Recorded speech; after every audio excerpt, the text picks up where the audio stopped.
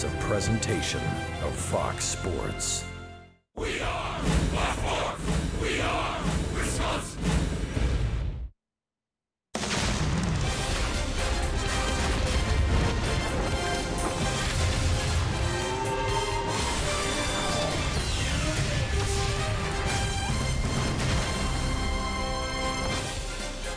The Brewers are going to try to make it 3 in a row in this series on Thursday. Jonathan Villar hits a home run, and Zach Davies takes care of business. 7 strong innings on the mound, and a 6-3 Brewer win. Then on Friday night, it's Neil Walker, a first-inning home run. And that's all the runs that will be scored the entire game. Jimmy Nelson, 7 shutout innings, a career-high tying 11 strikeouts. And the Brewers have taken a 2-0 lead in this series as we welcome you inside Miller Park. Game 3 of the series between the Nationals and the Brewers. Let's check out the latest standings in the National League. The Cubs already won this afternoon, so the Brewers trail in the division by 4, but open up tonight only a game and a half behind Colorado in the wild card chase. Hi everybody, Craig Kishon alongside Bill Schroeder tonight. Welcome to the broadcast. The Brewers are red hot. They're trying to make it 3 in a row in this series against the Washington Nationals. An impressive start to this series as far as starting pitching goes. But I'll tell you what, if anybody can one-up the starting pitching right now, it's guys like Hader and Knebel, like we saw last night. Yeah, the entire bullpen has been good for a long, long time. And Josh Hader, I mean, for a guy that was down in the minor leagues as a starter, he has really evolved into a big-time reliever. 3 strikeouts in an inning of work, 12 pitches, 11 of them strikes, and Corey Knebel just continues to impress with that big curveball. He was able to get another save in last night's ball game. The Brewers have taken the first 2 from these Washington Nationals. The Brewers have played some good baseball against some really good teams. Bullpen, a big part of it. You can see the opening day bullpen. There's been a lot of changes from opening day until now. David Stearns trying to tweak the bullpen, the bottom part of the bullpen, guys up, guys down. But right now, I think he's found a combination that's been very good. Anthony Swarzak has been the 8th inning guy. Josh Hader, unbelievable work. And Oliver Drake, Jeremy Jeffers have been big contributors as well. So right now, I think the Brewers very happy where they're at the end of the game. Here's Craig Counsell on the growth of his bullpen over this season. The additions in July at the deadline have helped us significantly and got them, all of them, into positions to have success. The off days in the month of August certainly have helped us. And then they've been resilient. Like, you know, I think it's a word that is a good word for how this team has performed all year. The bullpen has been a resilient group too. We've went through some tough stretches and got it right back together and been a really high-performing unit for the last couple of weeks for sure. Now the starters take center stage. 2-time Cy Young winner Max Scherzer on the hill for Washington tonight against the rookie Brandon Woodruff, who is set to toss for the Brew Crew. More to come. Stay with us.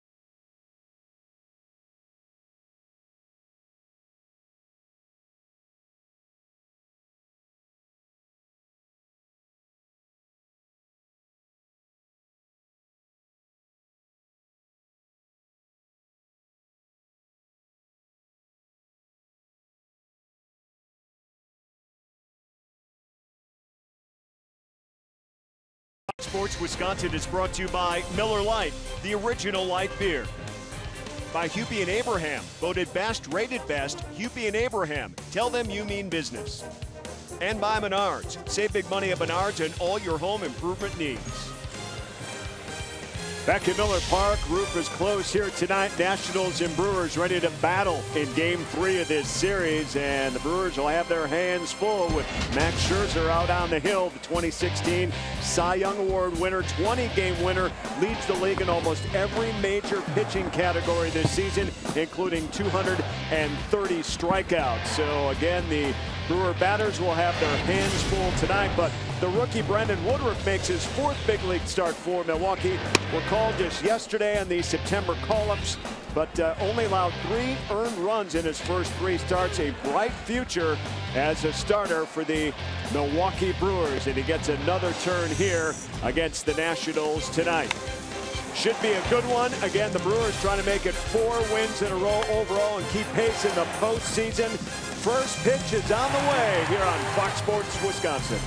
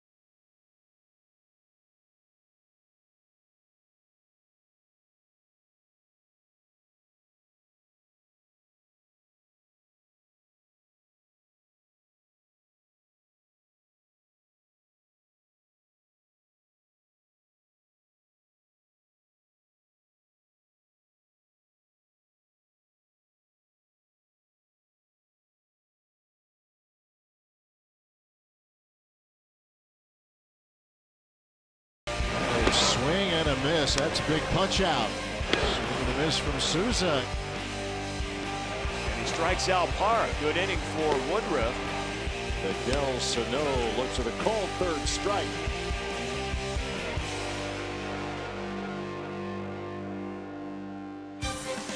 Brewers baseball on Fox Sports Wisconsin is presented by Potawatomi Hotel and Casino. Let the games begin. Another packed crowd here expected at Miller Park. Craig Deshawn, Bill Schroeder, Jerry Augustine on the sidelines here for Game 3 of this series as the Brewers take the field behind Brandon Woodruff here tonight. Dusty Baker in his 22nd year as a big league skipper, 68 years old, the seasoned veteran, has his Washington Nationals with the 2nd best record in baseball at 81-53.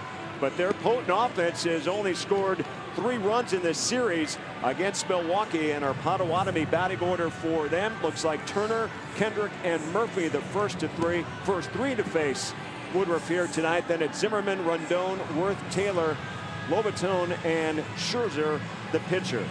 And Brandon Woodruff takes the mound for the 4th time in his young rookie season, his start number 4. Yeah, the first 3 have been very good. His last start came back on August 24. That was in AAA. Last start for the Brewers on the 19th at Colorado, 4 2/3, 1 run, did not get a decision. in that start. Was not able to go the complete 5 innings. He did have a simulated game between starts in AAA and tonight, so it hasn't been that 8-game layoff or 8-day layoff between appearances for Woodruff. That should help him today. Let's check out the Menards Brewers defense. You got Perez, VR getting another start in center field. He started last night. His 3rd start in center field. Brett Phillips out in right field. That's easy for me to say. Phillips out in right. His first game after his call up. Shaw, Sogard, Walker, Thames from 3rd to 1st, and Stephen Vogt behind home plate. And our umpiring crew, it's going to be Phil Cousy behind the plate. And he will call balls and strikes here tonight. Tom Halian is the crew chief out at second base for tonight's action. Now the Brewers going with a extremely loaded batch of lefties at the plate, and that is going to put a few guys in positions we're not used to seeing them on a night-to-night basis, but we are ready to go. Trey Turner set to lead off for the Nationals against Brandon Woodruff.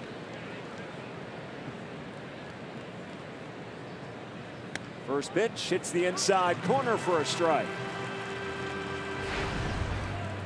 Trey Turner, 279 on the season in the series already with 3 hits. He was a home run shy of the cycle the other night.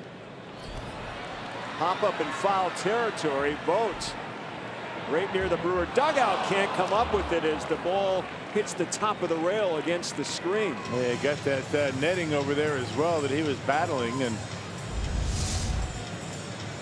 Vogt trying to measure it. He figures he's got it, but I might have scraped on that netting before it hit the top of the fence there, the top of the wall. Just off his glove. That's about as close as a ball can get to the net and maybe interfere with the spin a little bit. And Turner stays alive and pops this one up foul territory, but out of play. Well, you figure Woodruff's going to be fired up tonight. That fastball already at 95 miles an hour. Fastball, slider, changeup for Brandon Woodruff. He's looked good in his first 3 starts. Brewers number 4 prospect making his 4th big league start. 24 years old, delivers to Turner and misses. Woodruff, an 11th round pick back in 2014 out of Mississippi State.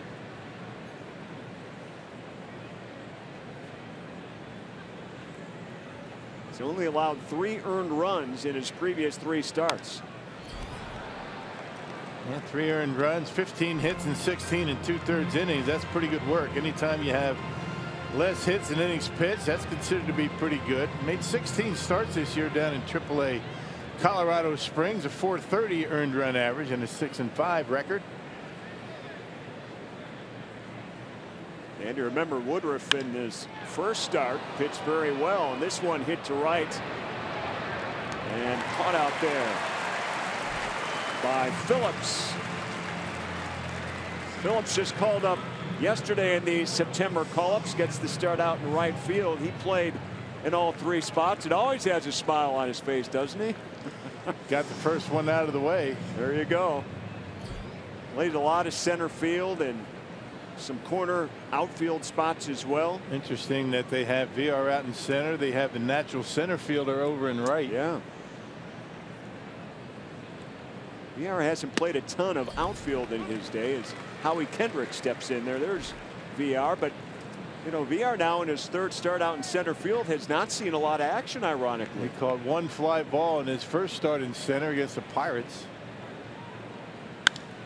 And actually in last night's ball game did not touch a baseball that was put in play. No ground ball to him, no fly ball. When you consider the Brewer pitching staff struck out 17, there weren't too many opportunities to make catches. Not a whole lot of opportunities for sure. So in 2 starts for VR in center, he's caught 1 fly ball. He's ahead 2 strikes to Kendrick. Fouls another one straight back.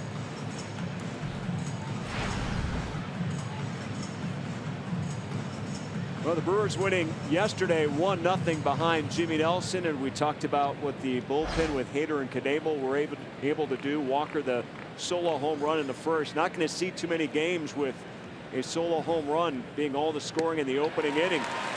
As Kendrick goes down on strikes. First strikeout of the night.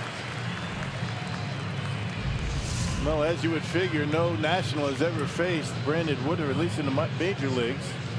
So you figure that he would have an early advantage. There's a slider off the plate. Kendrick swings right through it. That was a big pitch for Jimmy Nelson last night. 88, 89 miles an hour with the slider. Got a lot of strikeouts. Had good command of it. Next up is Daniel Murphy, left-handed hitting second baseman. 317 with 20 home runs and 84 RBIs. This Nationals team sure can hit the ball, get on base, move guys around, and hit the home run. And they don't have Bryce Harper, who's still on the disabled list with that hyperextended knee.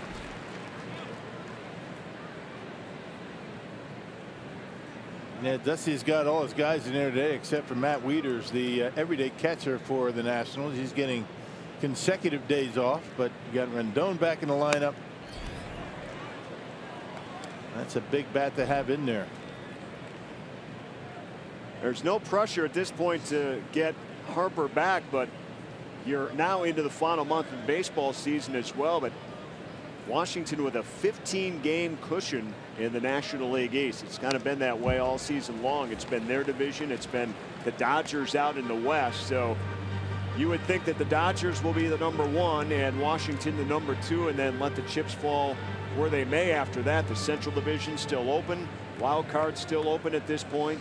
So a lot of teams very much still in the mix in the National League. I guess the only thing the Nationals could even try to get would be that the best record in the league, but I don't see that happening at this point. No, they're 11 games behind the Dodgers in the win column for that. Right.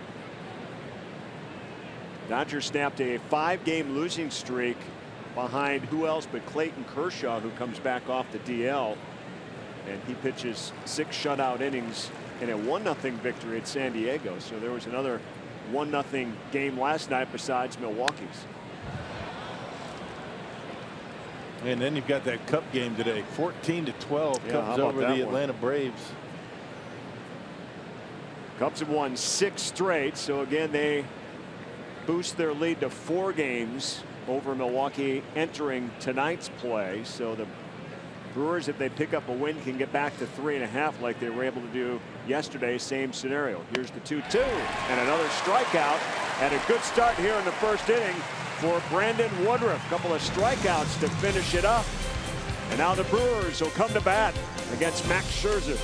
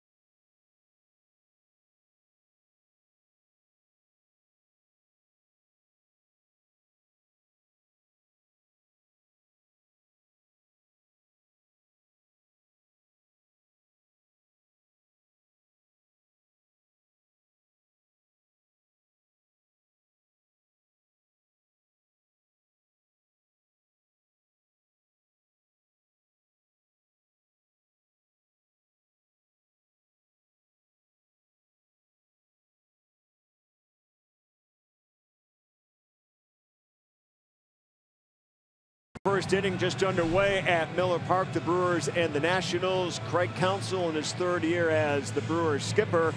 Each night he's got the luxury of going deep to that bench and making out a new lineup. In this Potawatomi lineup tonight has Sogard at short, Thames at first, Shaw at third, Walker at second, both behind the plate. VR in center, Perez in left, Phillips out in right field. And Eric Sogard set to lead off against Max Scherzer. Yeah, one of the best in the business, best in all of baseball. You can see his numbers. I mean, they speak for themselves. Those strikeouts lead the National League. Second in all of baseball.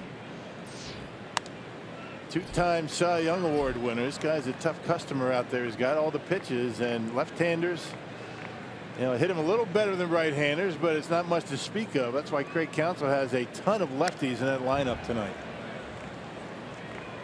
Sogard evens the count at 1-1 with that foul pitch.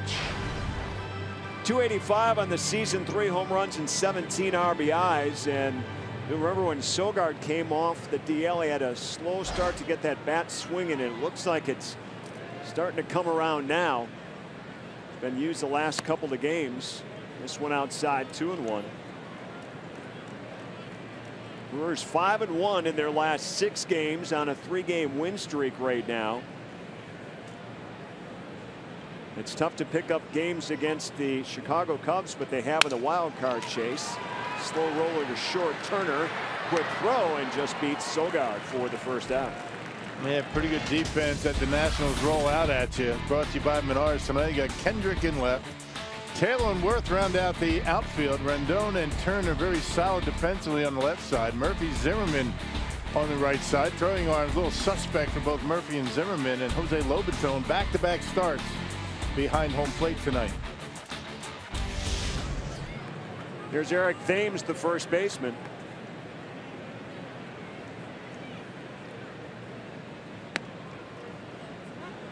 Thames at 235, 28 home runs and 53 RBIs.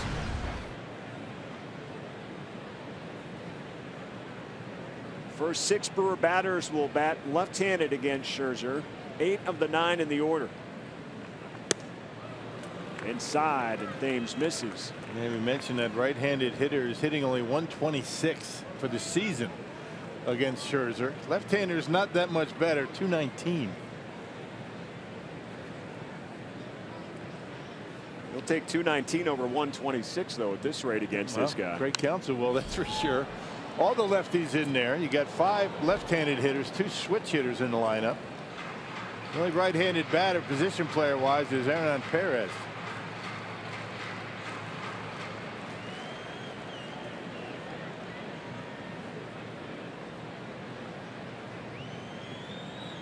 Thames down 2 strikes. Now, Rock, I don't remember a time in all the years covering the Brewers that it's even come close to seeing this many lefties in the lineup like this. No, I mean, it's rare to have this many lefties on the roster, let alone in the starting lineup all at the same time. There's the numbers right there. I mean, far more, you know, home runs given up. You know, left-handed hitters hit him a lot better. Not sure why. He's got that wipeout slider that's a pretty good pitch, but he's also got the changeups that's very effective against right-handers and lefties. Guy just can pitch. Just put it that way, make it simple. Knows what he's doing out there. He's got good stuff and he's smart.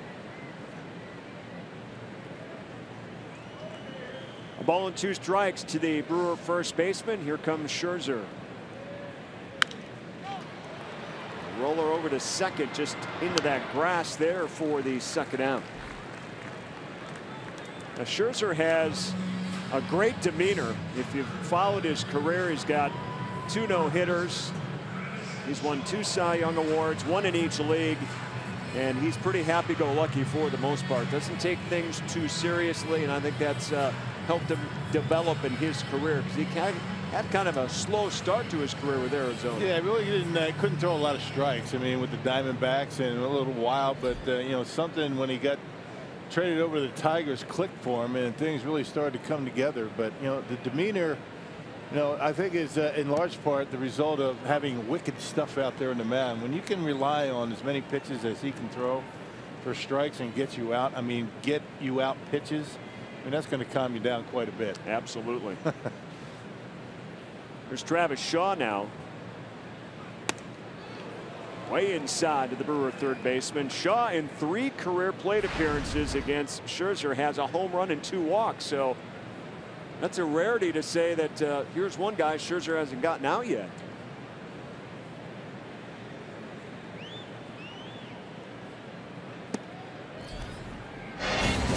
go. Here's a look back at that home run by Shaw. Back on July 27th, one of the few things that went right for Milwaukee in that game. Yeah, third deck up there in Nationals Park. I mean, that was a bomb. Right back at Scherzer, hits him, and a foot race to the bag, and it's going to be won by the starting pitcher. And check out Max Scherzer, make sure he's okay. Looks like he says he's okay as he walks to the dugout, that being the final out. Scherzer's body got in the way of that one, and a 1-2-3 inning as it turns out for Milwaukee. We are through one. No score.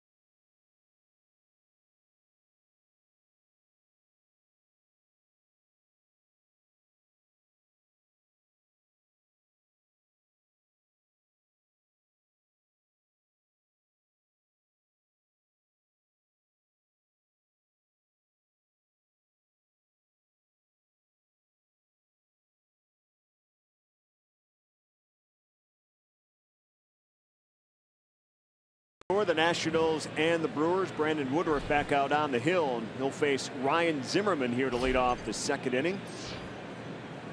Nationals first baseman takes a big swing. This was moments ago. Max Scherzer takes this liner from Travis Shaw. Yeah, got him on the leg. I mean, able to get it out of the way a little bit. Got him on the back of the leg, but you know, he would have flipped for the out. Said he was all right. That could have been a lot worse. Yes, indeed. Could have been a lot better had it missed him. Would have been a base hit. That was smoked. Zimmerman at 300 this season, 29 home runs and 88 RBIs. What a comeback this season for Ryan Zimmerman. And that one hits him, and he was hit by a pitch in last night's game as well. Same spot, I think. Upper part of that arm. Yeah, fastball 95 miles an hour, and got him right on the back of the elbow. This glancing blow, but still going to leave a mark. He's upset about it. He slowly walks to first, and he was hit back in the third inning in that very same spot. Got to pitch that guy inside. Don't let him get his arms extended, and that's what's going to happen every now and again. Yeah, one's going to get away. This is last night. Got him more on the tricep, a little bit higher above the elbow than this one. This one clips him right on the elbow. Have to get some protection from Barry Bonds, man. Or that Eric Thames guard. Yeah, that's true. Here's Rendon. 305 on the season. Zimmerman, the leadoff runner over there at first. You know, I could tell it was last night, the first one. Different uniform. Very good, Rob. They were wearing the white pinstripes.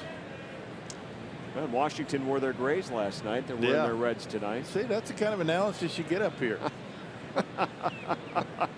That's because it's color coded. Yeah, well. We're simple people. Yeah, we try. Yeah. Nationals managed only 3 hits in yesterday's game, but they also had 4 extra base runners via the walk. It's one thing Brewer pitchers have been able to manipulate through is allowing the walks or the hit batters, but somehow getting through the innings lately. They haven't given up much. Rendon, big numbers, 305, 22 home runs and 86 RBIs. He's swinging a hot bat, 8 for his last 17.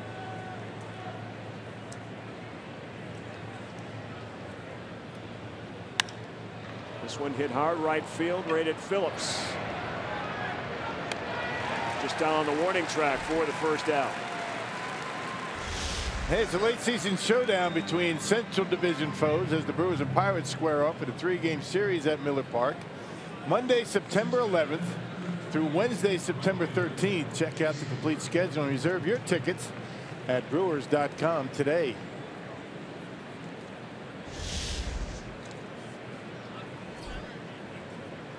So 1 out for Woodruff here in the 2nd inning. There's Jason Worth. 257 on the season for Worth with 9 home runs and 22 RBIs.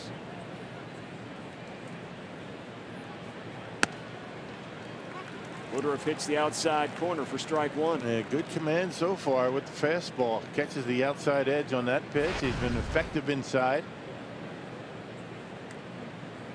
Haven't seen any change-ups, but pretty good slider today as well.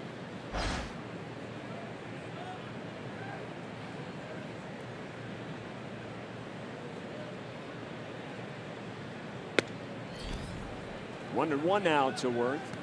Well, the Brewers have done a nice job. We talked about the Nationals record with Dusty Baker and the Dodgers last weekend in LA facing the Dodgers, this weekend at home facing the Nationals. 2 best teams right now in all of baseball if you look at the records, and the Brewers have won 4 or 5. Yeah, and they've been playing some pretty good baseball, as you mentioned, against good teams. You know, when they started that Dodgers series, you know, those teams were 86 games over 500 combined. Unbelievable. And the Brewers have done a real good job against them, in large part because of their really good pitching right now. Starting rotation, bullpen. We talked about the bullpen, and when we came on the air, the guys really stepping it up.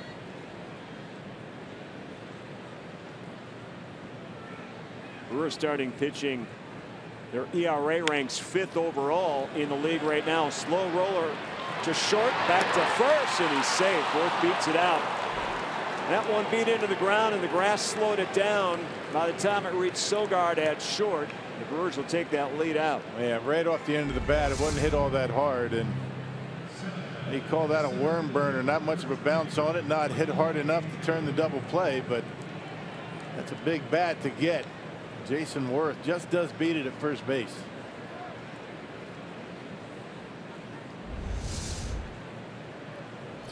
So Worth the runner at second. 2 down for Michael Taylor, the center fielder. First pitch low, ball 1.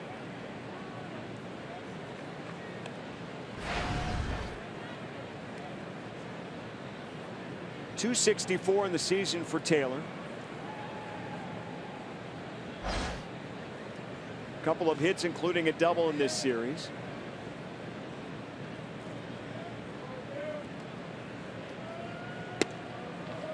Yeah, I mentioned the Brewers team ERA ranking number 5 in the league right now, but lately they've done much better than that. When they're winning games, their pitching is really dialed in. You got Nelson last night, Davies the night before, now Woodruff.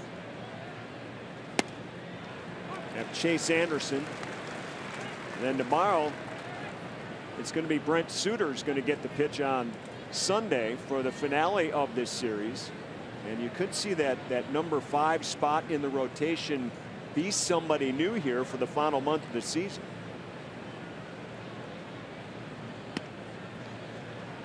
Inside, now 3-1.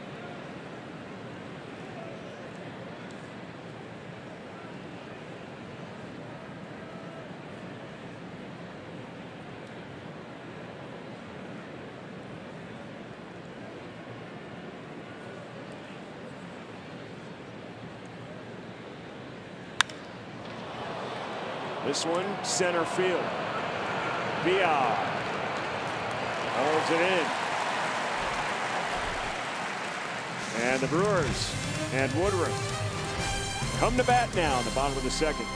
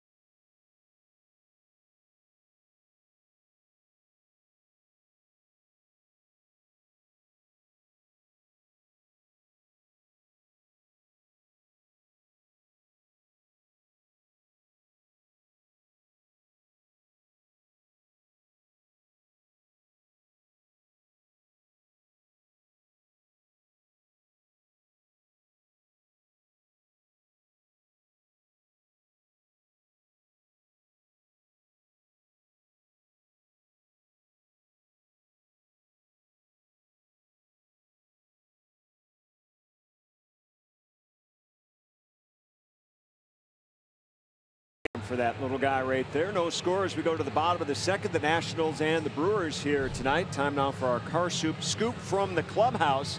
And I mentioned that Suter's going to get that start tomorrow in the finale of this series. And Suter, of course, went on the DL, made a series of starts, very effective for Craig Counsell in the absence of Chase Anderson. And tomorrow's going to get a shot, and it's not likely to be a long start as the Brewers go to bat here with Neil Walker in the second. Well, you got Junior Guerra out there in the bullpen, so we could be piggybacking with Suter, perhaps. I mean, the Brewers have a lot of options down in that pen right now. Got 11 relievers available down in the bullpen. So we'll see how long Suter can go. He's been pretty good. 2-2, a 379 earned run average.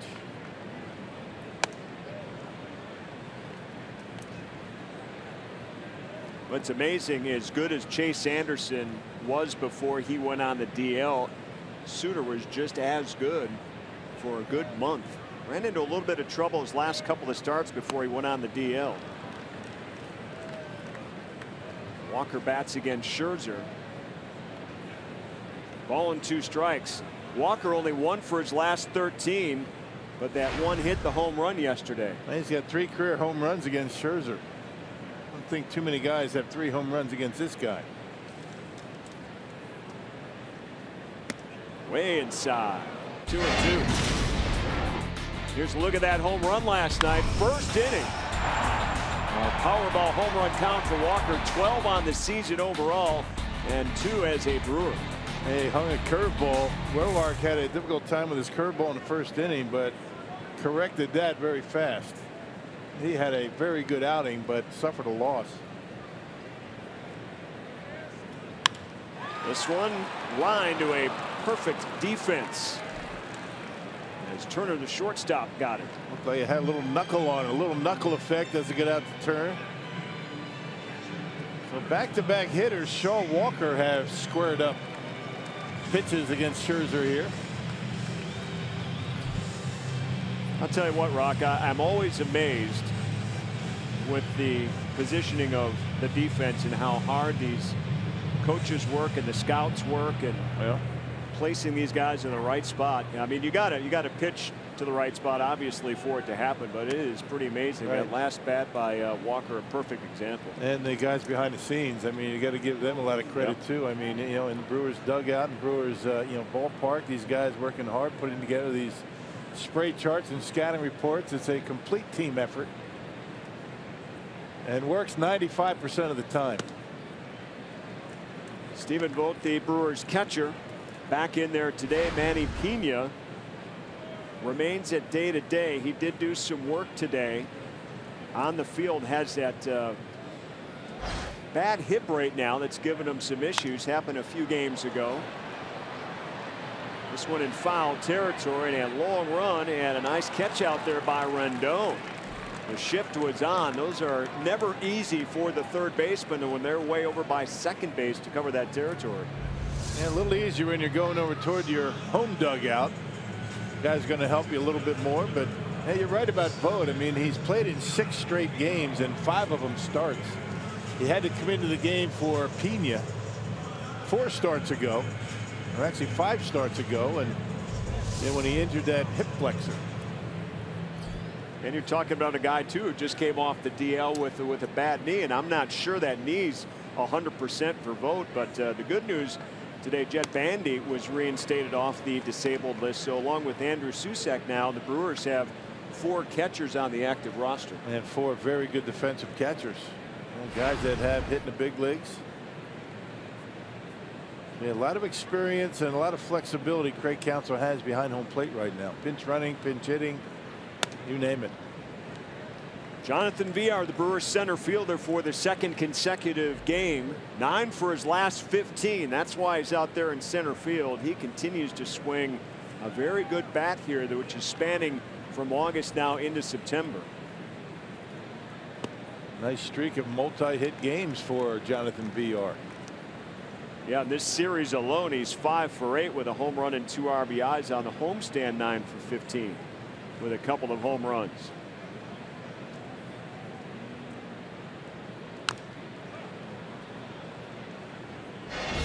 He's had a start at the top of the order and then down in the order like we are seeing today. He's kind of been all over. Yeah, bunting for base hits. He's got a couple of home runs, both of them opposite field shots. One left-handed, one right-handed, and just doing what he can to get on base and make things happen on the bases. He's led off, been batting number 6 and number 7 in 3 consecutive games. Pops this one up on the infield. And Turner takes it for the out. So 2 in the books, no score. Max Scherzer and the Nationals coming to bat.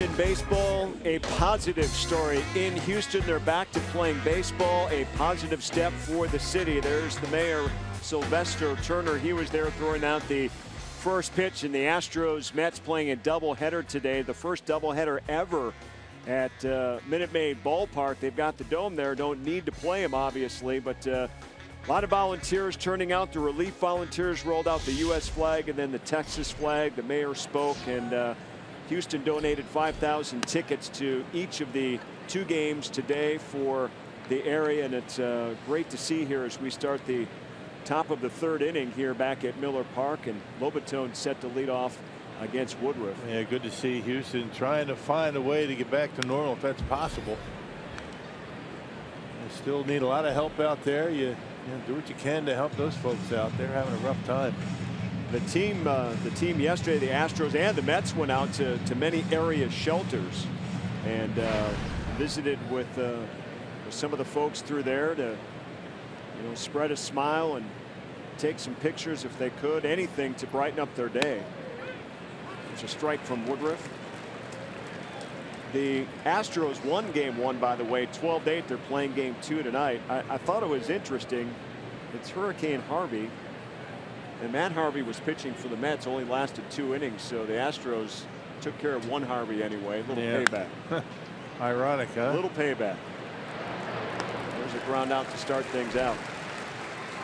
And you can help people affected by Hurricane Harvey by visiting redcross.org or texting the word Harvey to 90999. By doing that, you make a $10 donation. Your donation enables the Red Cross to prepare for, respond to, and help people recover from this disaster. And again, like Rock said, it's going to take a long time, if any, for some of these people to completely recover. Well, they're saying 100,000 homes have been damaged or destroyed, and yeah, that's going to take a while to recover from that. There's Scherzer batting for the first time today. Scherzer can swing at 196 on the season. He's hit a home run. Good athlete, takes care of business on the mound and at the plate. And a cold strike 3. A nice pitch from Woodruff to hit the outside corner. Man, he's not messing around, is he? He's got good command, fastball, slider tonight. Wow. Boy, the starts that we've seen by this Brewer rotation, last 3 games have been unbelievable. I mean, Zach Davies, Jimmy Nelson, and now Brendan Woodruff. The stuff that they're bringing to the table, it's just eye-popping stuff. There's Davies. He's really found a groove. Derek Johnson, the pitching coach, has really done a wonderful job with this group here in the second half. They have established themselves as something to be reckoned with, no matter who's coming to town or who they're playing on the road right now. Yeah, they've been pitching deep in the games, and then that bullpen takes over. One of the reasons why the Brewers are hanging in the race. Turner to short. And Sogard, nice play by Thames. And a quick inning for Woodruff as the Brewers come to bat here in the 3rd. Still no score.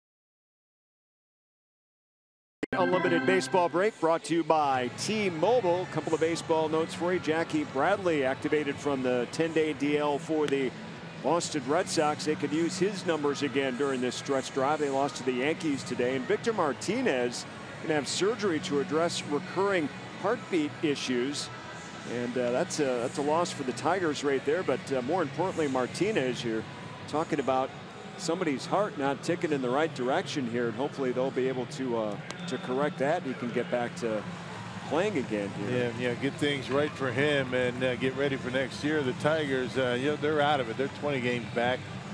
No chance to get into postseason. So hopefully he's going to be able to recover and get back to it. Terrific player. And Jackie Bradley, that's a nice addition for the Red Sox. They've got a 5.5 game lead coming into play today over the Yankees.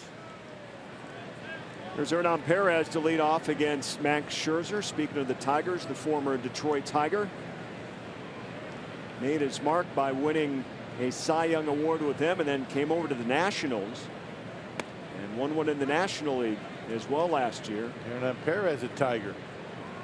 That's right. Well, what a job Perez has done. 264 for Perez, and he continues to move around the infield and the outfield for Craig Counsell.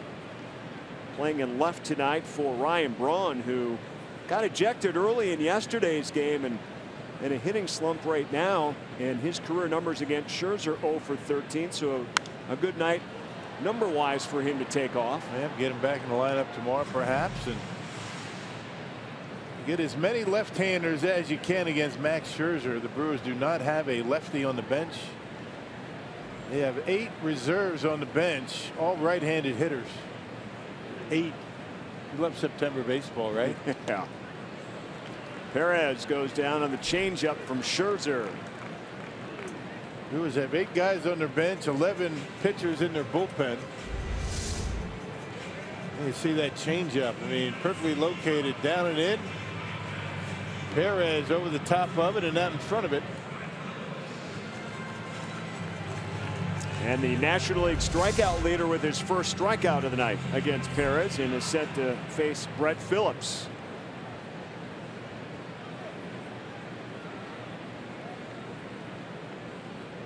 Phillips is 4th turn back with Milwaukee. He's been up and down from AAA Colorado Springs.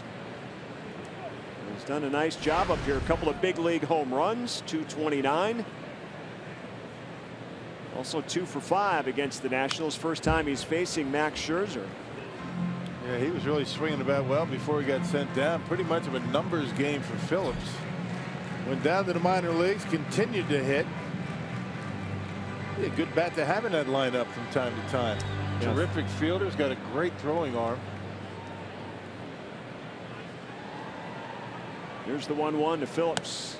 High 2-1. Now, what do you think, Rock, when Phillips obviously knows everything about Scherzer, facing him for the first time here? These are memorable at bats, right? Well, you can't look at it that way, right? Or you're beat already. If you think about who you're facing and not worrying about, pitches and getting a good look at the baseball. But guys are only human, right? I mean, you're thinking you're going to be facing Scherzer, you get fired up. I mean, the key is to calm yourself down more than get yourself cranked up. He's ahead here, 3 balls and 1 strike.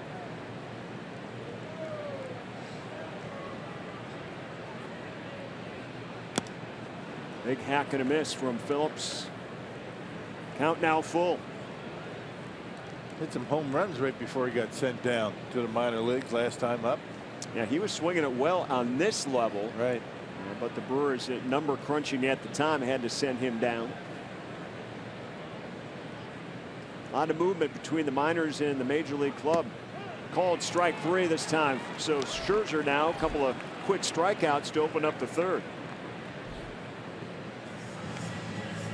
And 2 pitches that caught plenty of the plate. I think he caught Phillips guessing. That was pretty much down the middle. Phillips maybe thinking change up, maybe thinking off speed, something maybe slider, but took a fastball.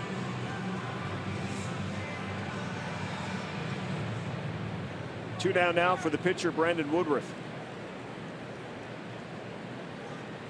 Woodruff, with 4 big league at bats, has 2 hits, and they came against Colorado. Even he's left-handed. That's right. 8 of the 9 batters facing Scherzer are left-handed tonight.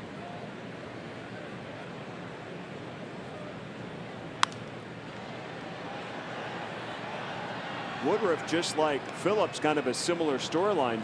Pitched well in his 3 starts, and then after the Colorado start a few weeks ago, this beginning of that long road trip out west, he was sent down, but Brewers did not need a 5th starter until tonight's game.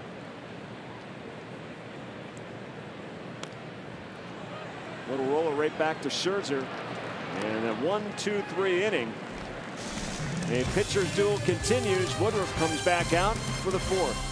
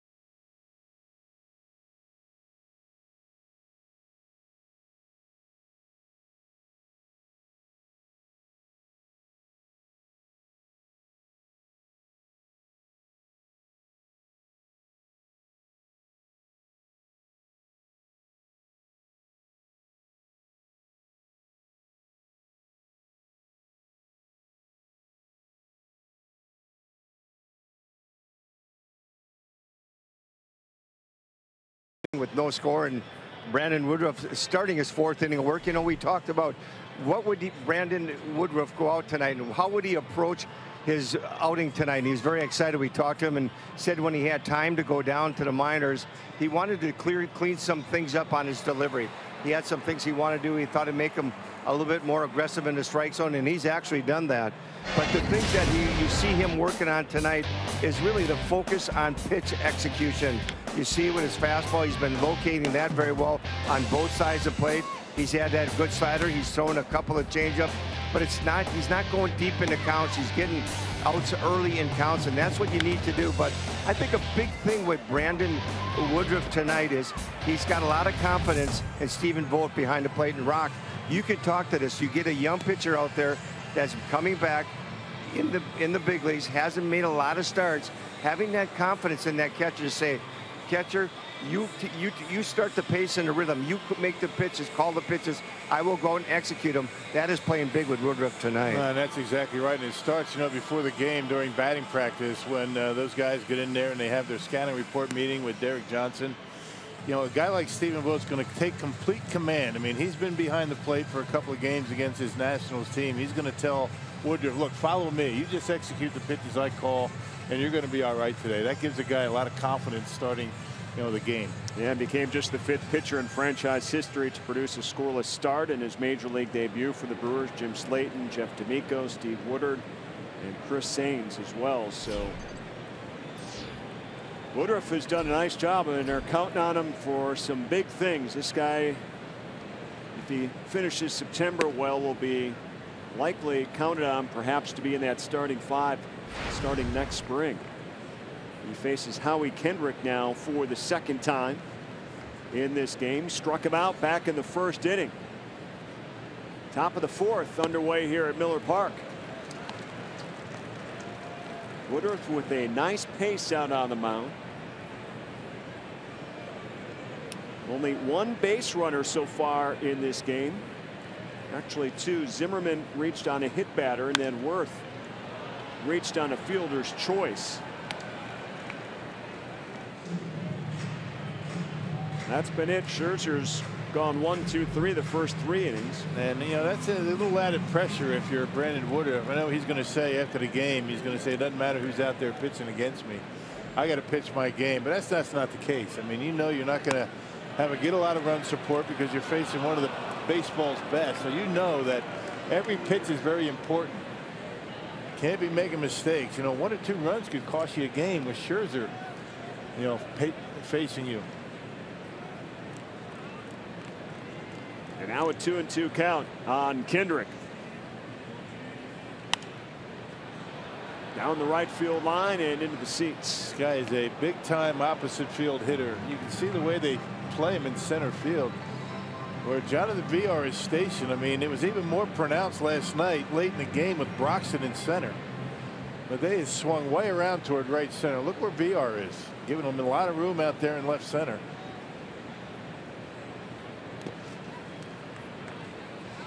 3-2 the count now.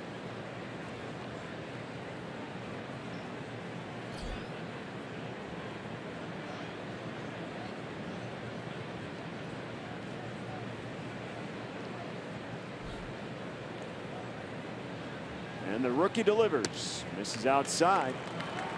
So his first walk distributed. Hey, the Brewers are looking to punch their ticket to October, and there's only one way to guarantee your spot at Miller Park for any potential postseason action, and that's by placing a deposit on a 2018 Brewers season ticket plan. To learn more, call 414-902-HITS or go to brewers.com/ticket plans. Nice to be talking about postseason, right? It's very interesting. In spring, do you think the Brewers had that all written up and ready to go? I don't think anybody had it. I think the guys in the clubhouse, you know, thought they had a shot. At least you would expect that they would, but nobody else around baseball thought they'd be in this position. So yeah, it's fun to be talking about the potential of a postseason series here at Miller Park. And you take a look at the wild card standings right now, and the Brewers a game and a half behind Colorado.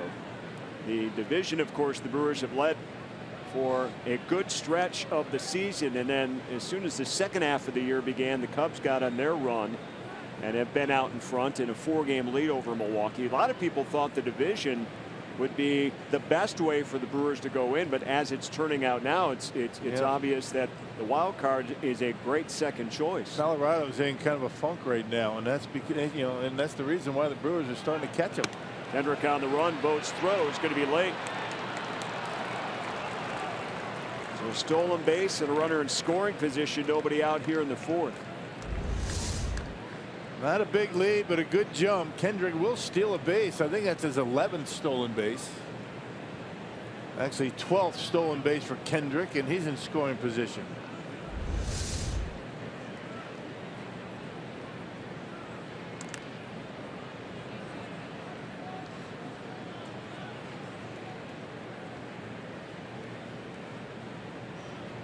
Murphy a ball and a strike.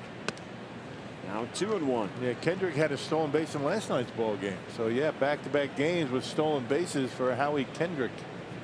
Not a guy you think about for a stolen base. Nationals ran a little bit on Boats in the first 2 games of the series, but Brewers have done a nice job. This one into right field, and Kendrick will have to wait at third now and hold and make sure that that ball scooted through the defense, and now to second, and he's out.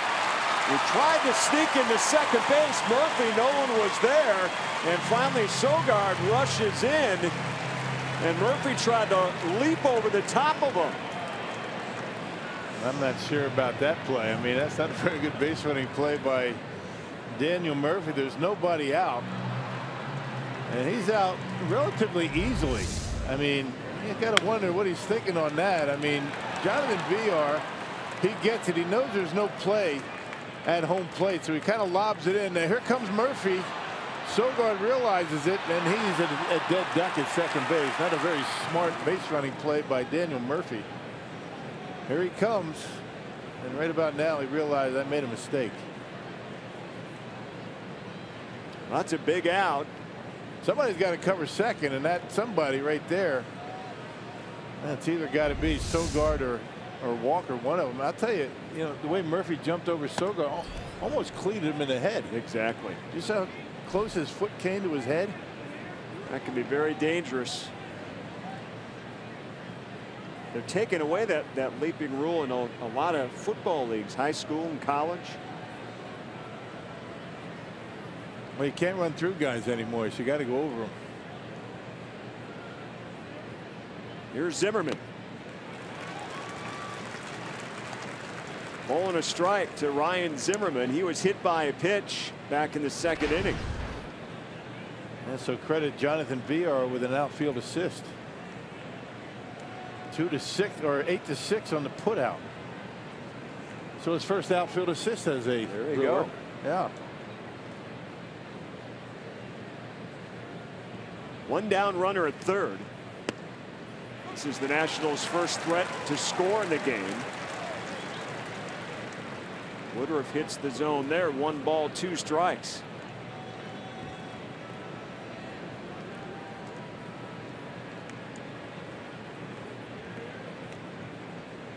Zimmerman 296 with runners in scoring position. This Nationals team very good with runners in scoring position, up and down the lineup. Yeah, the defense for the Brewers gives you some sense of what Craig Counsell thinks about Max Scherzer. You got a 0-0 game, 4th inning. You got the cleanup hitter up, and you got the infield in trying to choke off that run. These are the things you have to do, the risks you take when you don't expect to score a lot.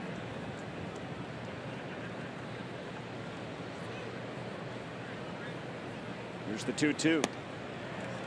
And misses just off the plate.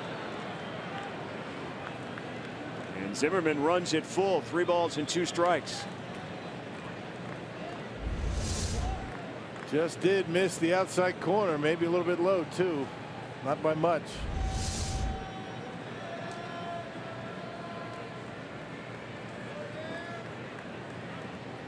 Time call.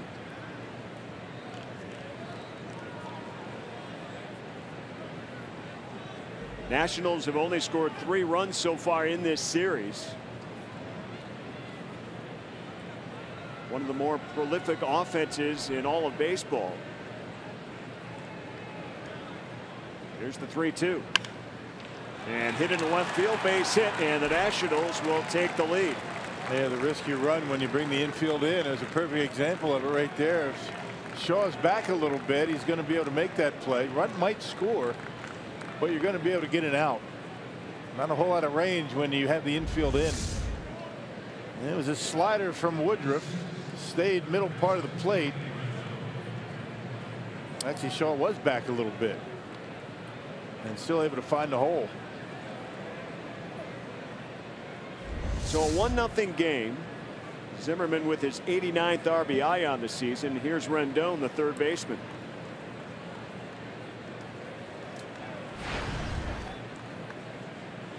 Rendon flew out to right his first time up. Here's a roller. Shaw bobbles. No chance for 2, so he'll go to first for the out just in time. Good recovery by Shaw to get it out. 2 down. Might not have been a double play ball, but they would have been able to get the lead runner. And it bobbles, and what do you do when you bobble? You go to first. And no chance to get the out at second. Once you bobble it, you get the shore out. And a good decision by Shaw, and he's able to get one.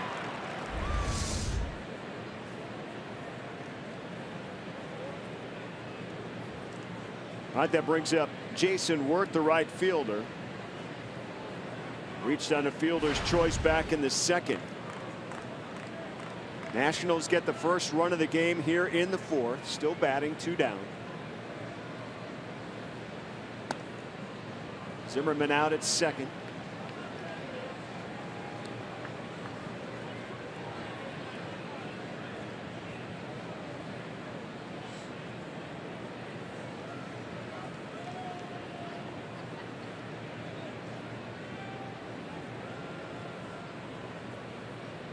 This is the Nationals' first lead of this series, believe it or not. Brewers won on Thursday 6-3. and then shut him out last night 1-0. Yeah, big offense that has been held down by a very good Brewers pitching staff. Started in Los Angeles. Monumental task taking on the Dodgers and the Nationals on the season that they are having, and to win 4 or 5 combined against those two teams heading in. Here's the 2-0. There's a strike, 2-1. Here's the National League rankings for the Nationals, and you can see it. First in runs scored. Right on down the line. This team is a tough out. And those 5 1/4 runs a game. I mean, you don't need too many with their starting rotation the way it's been. And Bryce Harper's been out, and he's going to be out for a considerable amount of time. Their best hitter.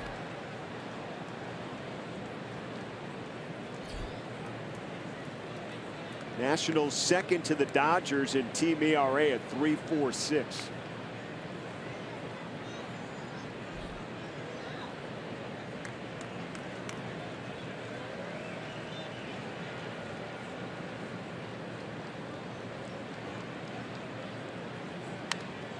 And again, Worth fouls one back. Count remains 2 balls and 2 strikes. Worth thought he had one that he should have drove into the gap somewhere. That was a fastball up. It was on the corner, but up in the zone, giving Worth opportunity to barrel it up. Missed it. Fouled it straight back. He was on it, but underneath. Worth ranks 3rd all time, first among active players in career pitches per plate appearance at 4.4. Nothing new here with another long at bat. And again, he pulls one foul.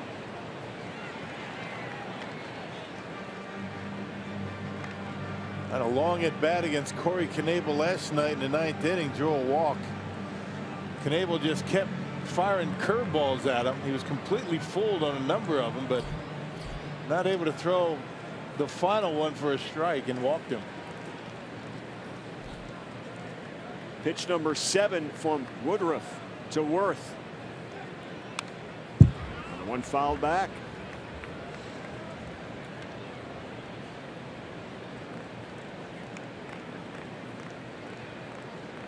Two down here in the 4th inning.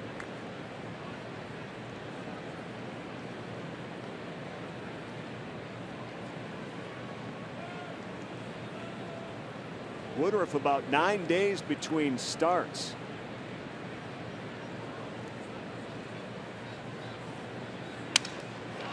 And this one pulled again, fouled. Yeah, 8 days rest between official starts, one in the minor leagues, one with the Brewers, but he did have a side session between his AAA start. That was on the 19th, I believe, actually 24th. And today, so he has thrown a little bit, but still not the same. Not game action. Worth breaks a bat, gets a new one. Gets it all primed and ready to go.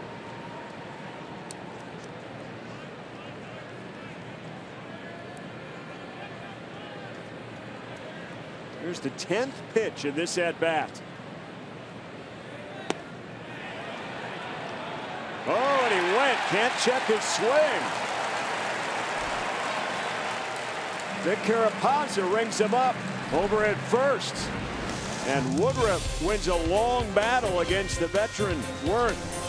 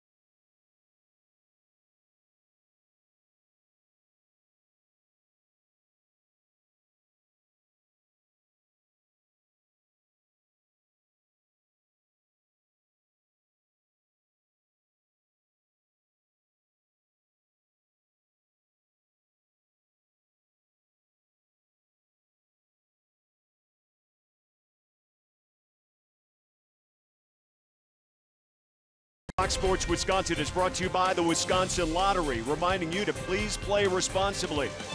And by Toyota. Let's go places. All right, the Nationals with a 1-0 lead over the Brewers, and Milwaukee comes to bat in the bottom of the 4th inning. So Max Scherzer on the hill. It's been 9 up and 9 down so far. So the second turn of the order as Eric Sogard is set to lead off for Milwaukee here in the 4th inning.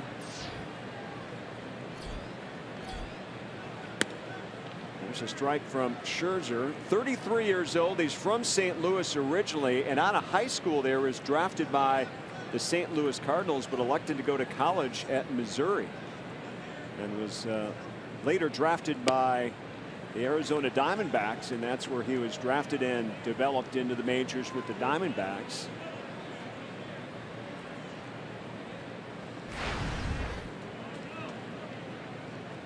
Scherzer said his favorite Cardinal was Ozzie Smith going to the games back in his day.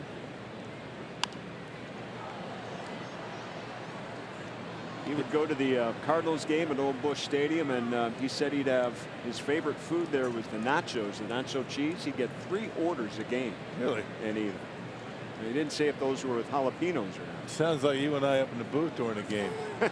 Exactly.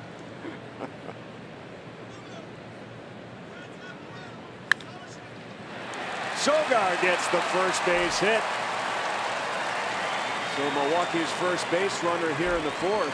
Yeah, it looked like a curveball, rare curveball from Max Scherzer. There it is. There's the rotation. You know, in the mid-70s, and Sogard doing a real good job shooting it right back up the middle, waiting on it. And the first base hit, first base runner for Milwaukee. Get that skunk out of the box quick. Yep, you needed to do that. And Sogard, his first hit this season just happened to be against Washington, and that had been an 0 for 16 right there before, 0 for 14 before he got that one.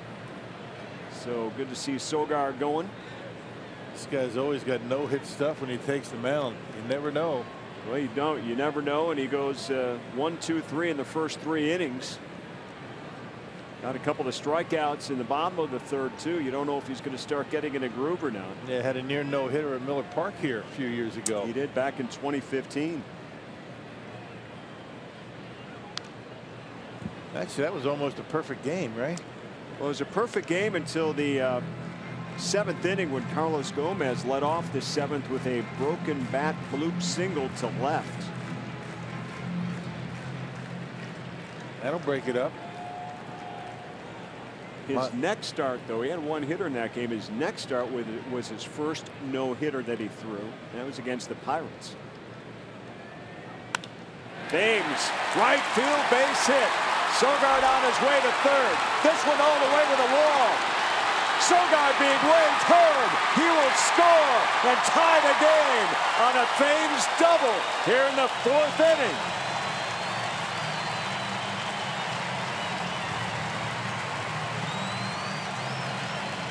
Well, just like that, back-to-back hits. Eric Thames with an RBI. Well, top of the order getting it done. And that fastball in, it was supposed to be away. You can see Lobaton reaching for it, and Thames able to hit it down the line, and let's watch Sogard run. Little problem with it down in the corner, and Sogard able to tie the game, and Thames in scoring position. Well, it's 9 up, 9 down, and back-to-back hits. And that prompted a visit out to the mound with the training staff and Dusty Baker to talk with Max Scherzer and the home plate umpire. It was a brief meeting. They're back in the dugout already. Obviously a medical concern of some kind, but Scherzer says he's okay, whatever it may be. Maybe the line drive, he took off his legs, stiffened well up a little bit. Yeah. So the first 2 reach, a single, a double, and we are tied at 1. Here's Travis Shaw, still nobody out here in the 4th inning. Inside, ball 1. And Shaw's the one who hit that liner off of Scherzer's leg back in the 1st inning.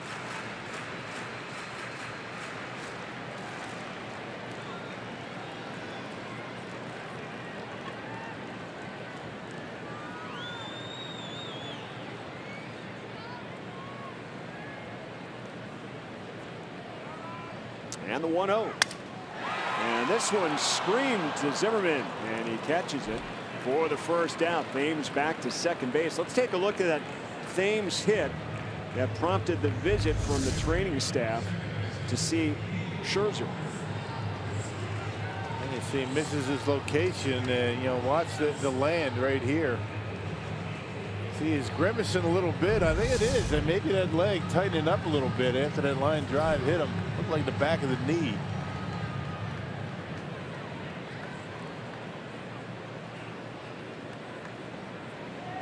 Scherzer laboring a bit. He does get the first out, but Thames still in scoring position. One down for Neil Walker. And Walker hit a screamer as well his first time. Here's Shaw, and that ball that actually hit Scherzer back in the first. Off the left leg, maybe the back of the knee. Maybe that's giving him some problems.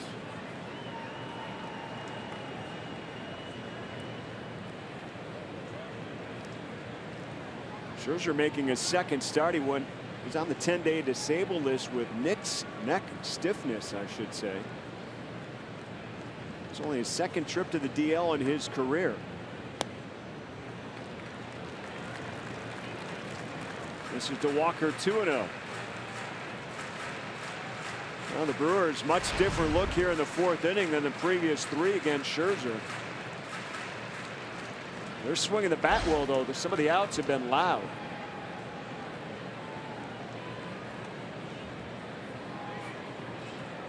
Striking that ball well against Scherzer.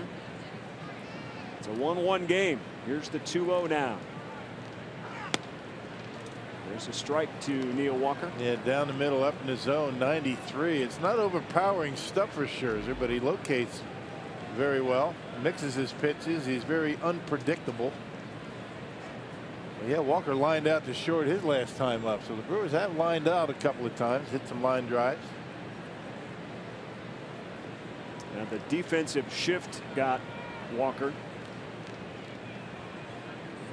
Shortstop Turner just behind second base. That's where he was when he grabbed Walker's liner his first trip up.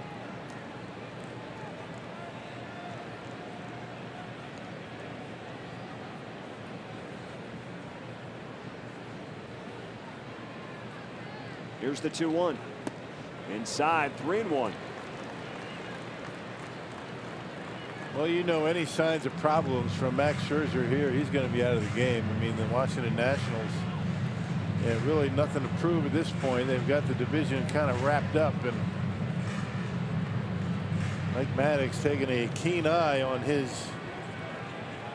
starting pitcher, the ace of this staff. Well, you know it's going to take a lot to get Scherzer out of the game. There's only been one visit, and he says he's okay, but we'll see how he performs. Here's the 3-1.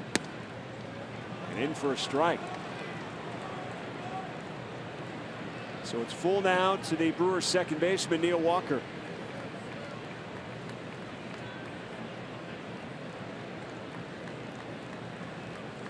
Thames out at second base, one down. And that RBI double moments ago.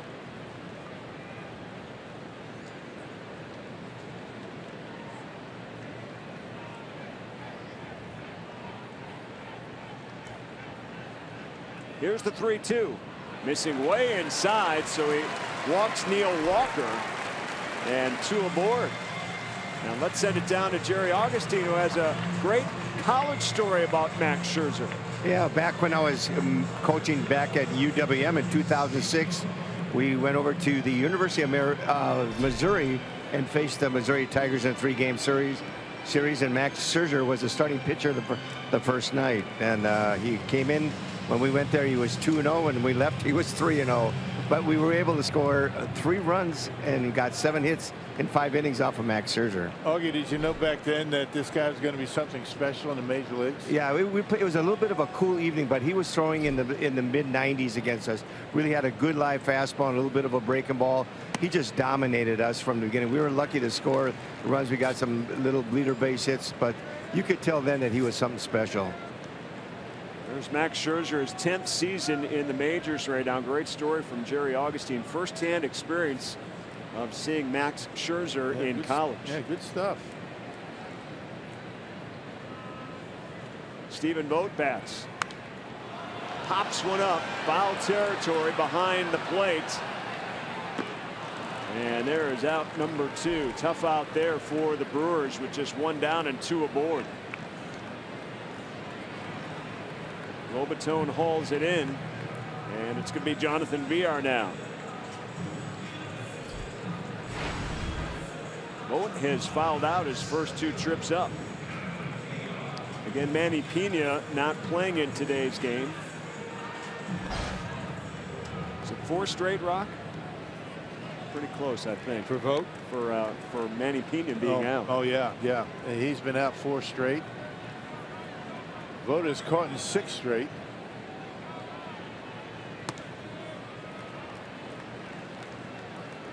But here's Villar with 2 down. Villar popped out to short his first time up. A couple of big runners out there for Scherzer, who has struggled here in the 4th inning, facing the Brewer batting order for only the 2nd time. It's made a difference so far. Brewers have tied the game up.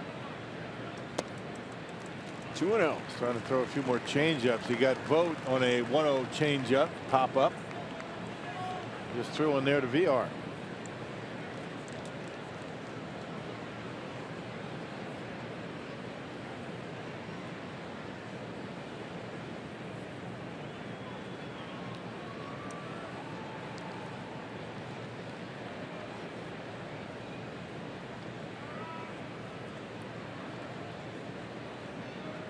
Scherzer taking a long time. Here's the 2-0, and this one pop foul.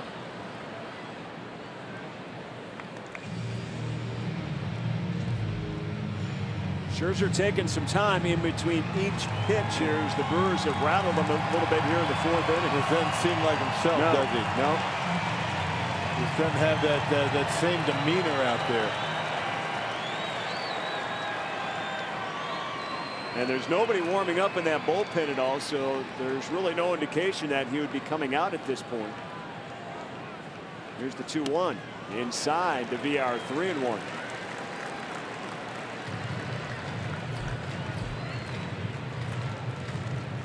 There's the pitch count per inning, 20 already here in the 4th. And he's already walked 1 in this inning and in jeopardy of walking another. He doesn't walk many. Run the count full to a couple of batters here in the 4th already. There's the 3-1 to Villar. He swings and misses on an inside pitch. And pitch out of the zone. Up and in. Then the fastball again was supposed to be away. Ends up and in. Location issues for Scherzer.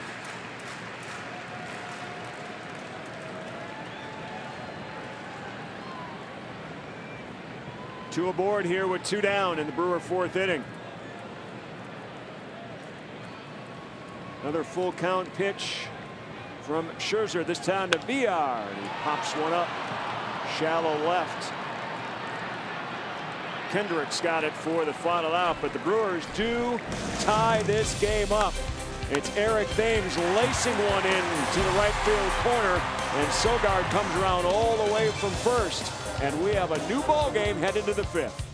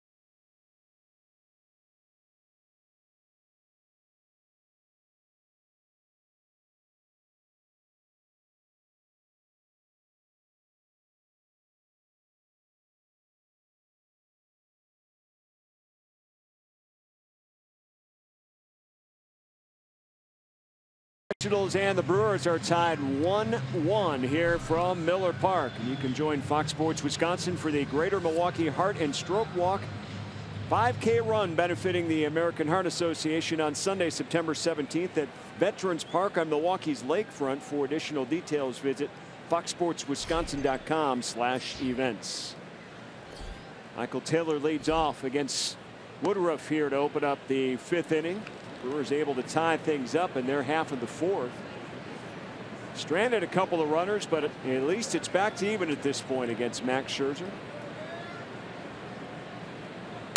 Struggled a little bit at the mound and had a visit from the training staff. Thought maybe that would prompt some action out in the bullpen, but that has not been the case. So looks like Scherzer is good to go here at this point.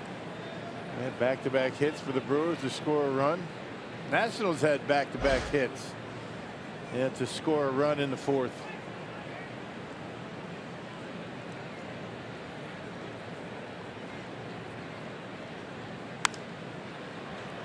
Taylor spoils another one. A ball and 2 strikes. Taylor flew out to center his first trip up.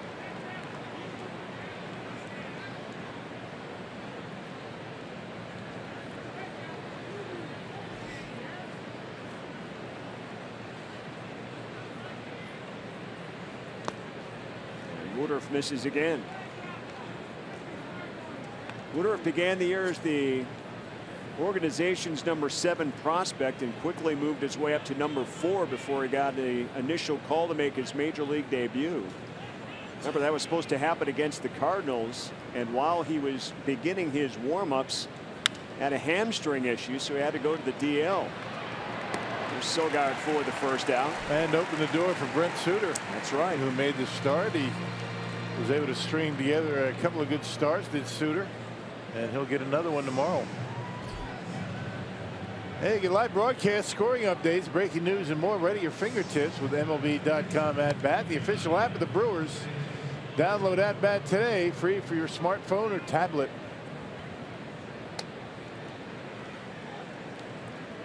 We've been using that all season long and are using it tonight to track scores around the league. Brewers in this pennant chase. The Cubs already winning against the Braves this afternoon. That turned out to be a slugfest. And get those alerts on the phone. You're up to date on news and scores, and invaluable tool if you're a baseball fan. Lobaton bats here in the 5th inning. We're also tracking the Diamondbacks and the Colorado Rockies because the Brewers, their best track rate now to the playoffs potentially could be through the wild card, just a game and a half behind, and Arizona's already out in front in that game. So Brewers will take any Rocky loss. There's a strike from Woodruff. In fact, you go back just to the beginning of that road trip, Rock, and how big was it to take 2 out of 3 against the Rockies in a very difficult environment for opposing teams to win. Yeah, lost the first game and then won the next 2. I mean, you know, the Brewers did that in LA as well. Strikeout for Woodruff. As he fans Lobaton. It's always been a difficult place for the Brewers to play and win games. Colorado. Yeah, good pitch, outer half, and swings right through it. He's got a really good fastball tonight. A dandy. 5 strikeouts for Woodruff.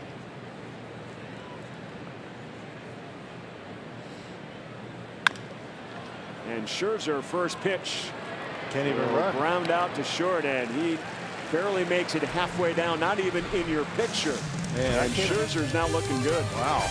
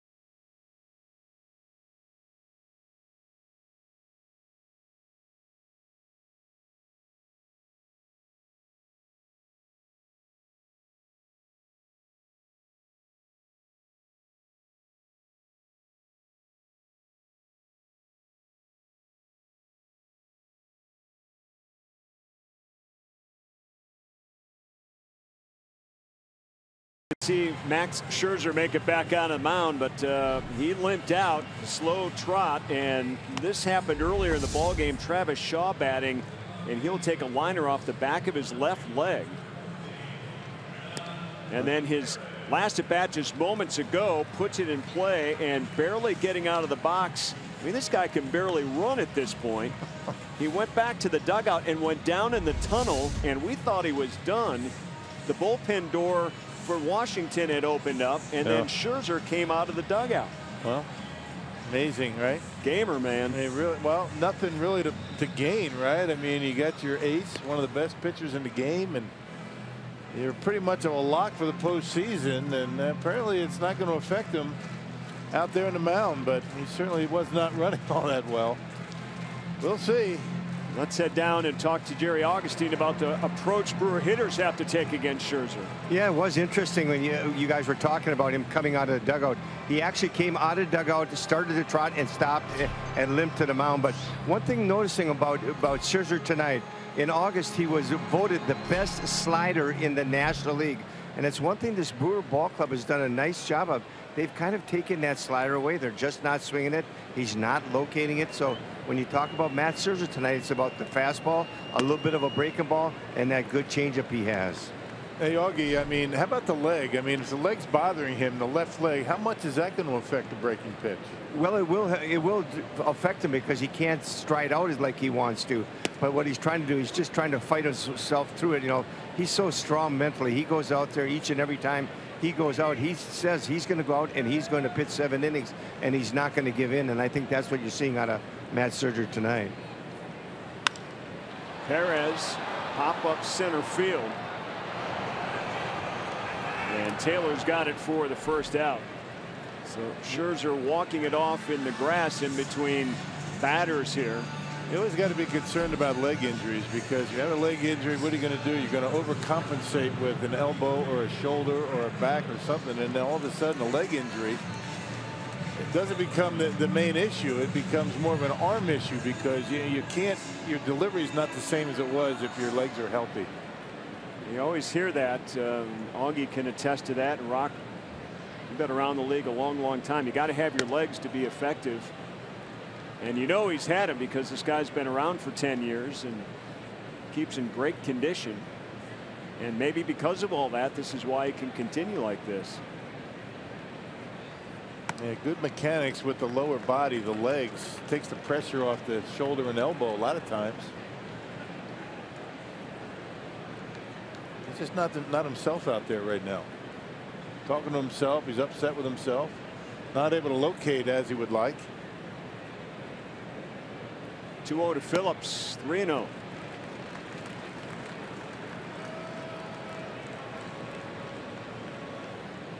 So part of the reasoning is he's out there because he's a competitor. It's a 1-1 game.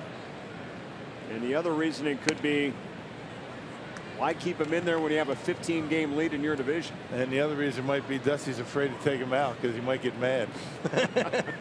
I mean, he's your horse, right? I mean, he's your guy. If he tells you he's okay, you leave him out there, I guess. That's the point. Well, there's a recent great exchange caught on video late in the ball game where Dusty Baker came out and it looked like he was going to take Scherzer out. And he walks Phillips. And Scherzer wasn't moving from the mound, and he had his choice words of saying, I got this guy, this is mine. Mixing in a few choice words to make Dusty believe it's a good time for him to go back to the dugout and let him take care of business. Certain guys make the decisions for you. I mean, I think Max Scherzer has been afforded that luxury. You know, Clayton Kershaw, Chris Sale, guys like that. I mean, you got to listen to what they're saying. I think Mike Maddox, you saw him in the dugout right there. I think he's a little bit concerned about the way his pitcher is throwing the baseball right now. And Woodruff is going to square to bunt here, and that's going to potentially make Scherzer get off that mound and test that leg.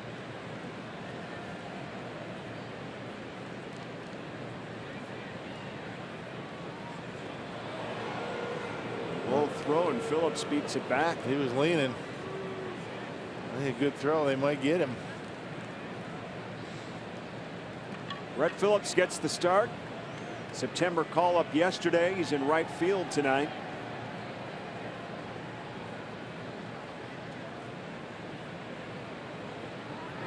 Again, they'll take a look.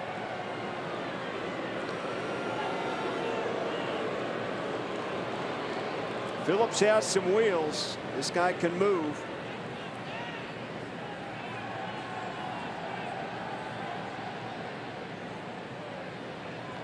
Nine stolen bases at AAA and 1 on the big league level. And Woodruff deadens it perfectly on the line in fair territory. Nice job on the sacrifice to move Phillips over to second base. Yeah, some nice backspin on that. Some English on it. Yeah, Lobaton, I think, was thinking for a second about letting that one roll foul, but it wasn't going to do it. And you see the backspin on that baseball as it leaves the bat. Just kind of sticks right there in the ground. And he gets the out. And good job by Woodruff to advance the base runner. Let's head back down and check in with Augie one more time on what they could be looking at with Max Scherzer. You know, you guys are talking about it could go to an arm injury. That's something you always worry about, leg injuries. It looks like Mike Maddox is watching his landing leg, and what happens with the landing leg when you go through a little bit of an injury that he's going to, it's almost like a Charlie horse where you don't get that full extension. That's one thing you want to do. When you land, you want to be able to get over that front leg and really extend, and it looks like it's hindering him just a little bit right now. And Mike Maddox is watching pretty closely. Very interesting scenario. Max Scherzer, 2016 National League Cy Young Award winner. One of the best pitchers in all of baseball. And he's clearly not himself health-wise out there with his leg. Yeah, but he's grinding through it. The landing leg right there, you know, it's bent right now. You can see sometimes you see a grimace from Scherzer. He's got a pretty explosive delivery, and that could really put pressure on that area that got hit.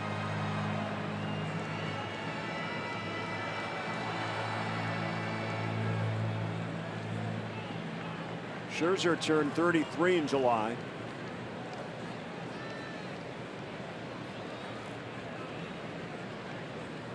Sogard down 2 strikes. 1-2 the count now. Sogard got that 4th inning going with a leadoff single, and then Thames scored him all the way from first on the double.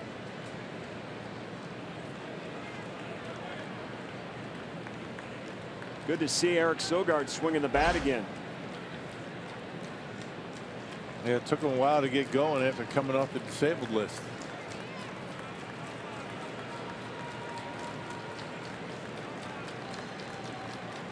Phillips out at second base in scoring position, 1 down. Sogard in the left, and Kendrick coming in. And that's going to do it here in the Brewer half of inning number 5. It's still a 1-1 game as Scherzer gets through it.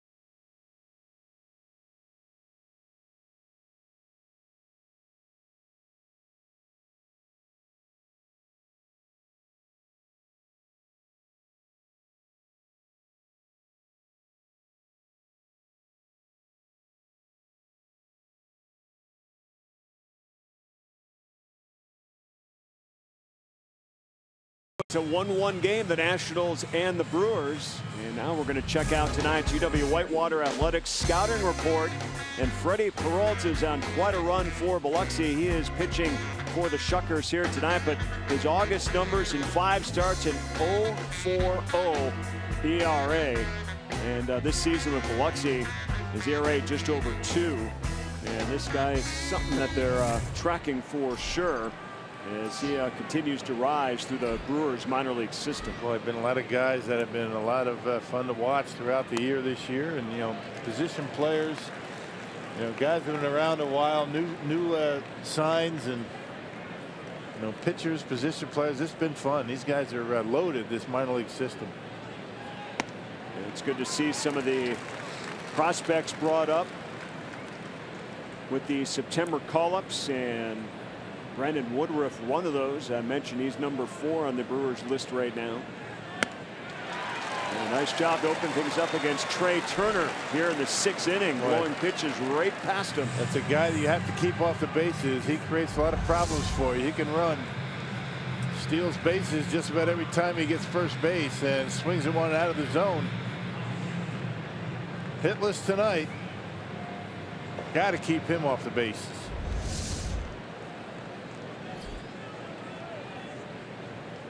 Woodruff pitching very well. Pitch count at 82 here in the 6th inning.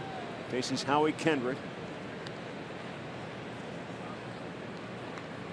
Kendrick drew a walk, stole a base, and ended up scoring the Nationals' run back in the 4th inning. So the 4th inning has been the scoring so far here for both teams in this one. Hits one right to Thames, and he runs the first. 2 down quickly for Woodruff.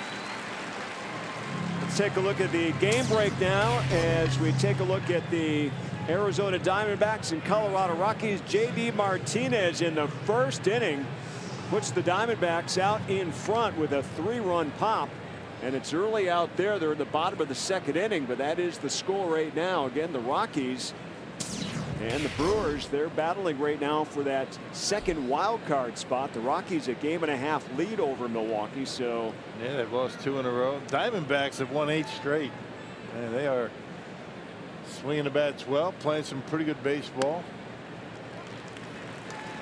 Yeah, they went into a little bit of a rut in the 2nd half to start the 2nd half of the season. But they have really picked things up now and separated themselves. It was back and forth between those 2 teams. 1 and 2 in that wild card spot. But again, the top wild card gets to host that playoff game. Big Diamondbacks fan right now. Indeed. There's Murphy, who's 1 for 2.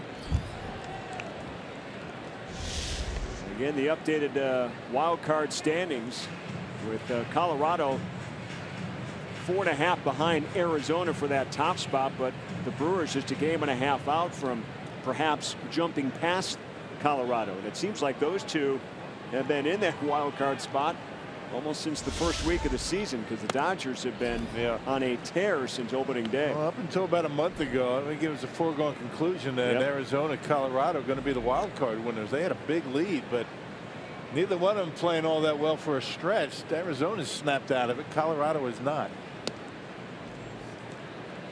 2-2 now to count to Murphy. I think when we went out west to do that Brewers Rockies series, we thought, well, the Brewers could get 2 out of 3 or picking up a game and getting a little bit closer, but they still have a lot of distance to cover. After starting out with 2 quick strikes against Murphy, Woodruff now draws it full.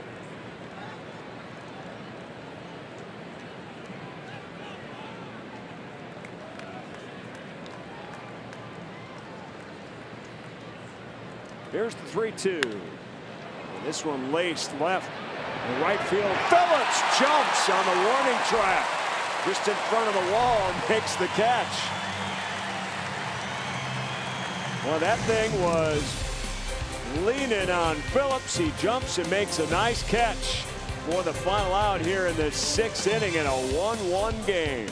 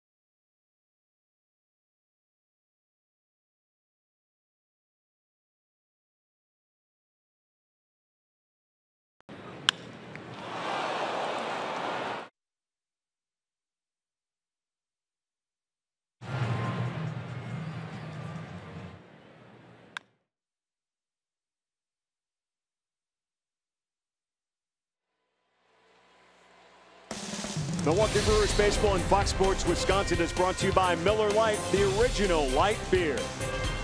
And by Chevy, proud sponsor of the Milwaukee Brewers. Visit WisconsinDriveChevy.com today to find a dealer near you. Another close ball game here as we head to the bottom of the sixth, a 1-1 game, and the Nationals forced to make a pitching change here as Max Scherzer, we've been talking about it, battling through the last 2 innings as Oliver Perez now comes in and looked like he had gotten up in the bullpen just in time to get his warm-up tosses because he's not really getting any extra time in here because of an injury. So Perez makes his 42nd appearance. Yeah, 36 years old, and this is probably why that you see Perez in the game. The fact that Max Scherzer took a line drive off of his leg. That was in the first inning from Travis Shaw. He was able to go through it, but all of a sudden in the 4th inning, I think that thing started to stiffen up. And he gave up some hits. He only gave up the 1 run. The training staff and coaches came out, and this is one of the results right here, trying to get out of the box. He did pitch the 5th inning, but that's going to be it for him. And Keon Broxton will pinch hit, so they have the lefty out of the bullpen, and the Brewers, 7 of their position players, 8 of their position players actually, no, 7 were all lefty. I counted Woodruff. And so a lot of right-handers and some of the regular players like Broxton, who plays most days in center field.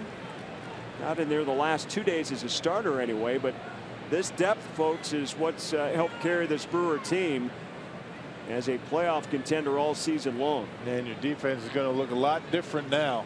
They probably put Neil Walker over at first, Broxton in center. And we'll see what they do if they keep VR in the game. VR swinging a good bat, so that might lend it his favor. We shall see. Mentioned Brewers have 8 guys on their bench, so a lot of flexibility right now for Craig Counsell. Here's the 2-1.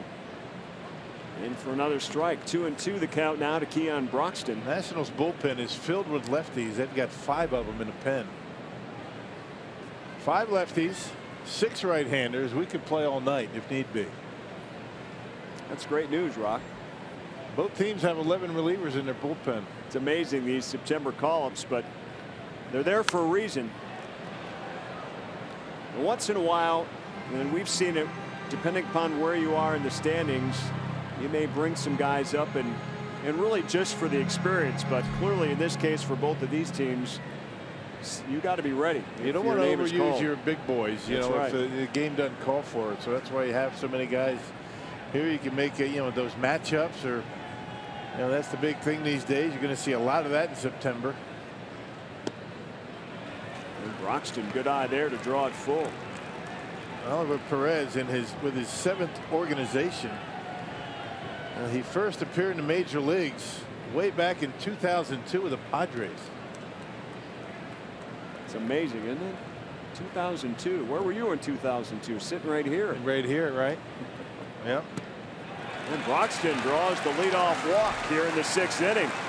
So the lead runner aboard for Milwaukee. Hey, tonight's time of the game winner is Southridge Inn in Coon Valley. If they call the Brewers by 8 o'clock tomorrow morning, they get 40 tickets to a Friday night game in the Miller Lite Beer Pen. This offer courtesy of the Tavern League of Wisconsin. And Miller Lite, we're probably looking at April or May of next year at this point for the Tavern of the game. We're running out of, good point. Home games. Good point. Coon Valley over there southeast of La Crosse. I bet Damian Miller might be at Southridge Inn watching the game. I'm sure that that's a possibility. If not this game, maybe 1 or 2 in the past for Damian, if we know him. If you're listening, Damian, shoot me a text. Here's Travis Shaw. He had perhaps everything to do with Max Scherzer's early exit. And liner off the leg back in the 1st inning, and Scherzer guts it out through 5. But clearly physically not himself, especially as the game wore on. Ground ball to second, and the relay in time for the double play. So the leadoff walk quickly gets erased off the board, and there are 2 down here in the 6th. And one of the many things that makes Perez very difficult to hit is he's got a number of different release points. He'll turn his back, he'll pause, gives you a lot of different looks. I mean, his stuff is not as great as it was when he first came up. He had an electric fastball, curveball very good. I remember the Brewers facing Oliver Perez as a member of the Mets. He was a starter back in those days, but he will give you a lot of different deliveries. You have to try not to get caught up in that. And he faces Neil Walker, who bats from the right side for the first time tonight. Officially 0 for 1, drew a walk back in the 4th inning.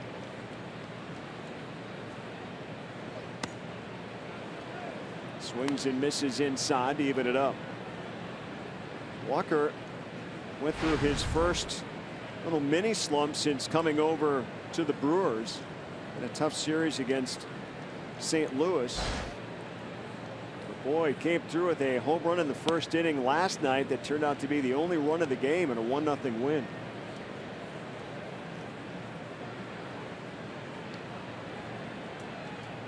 .306 as a Brewer entering tonight's play.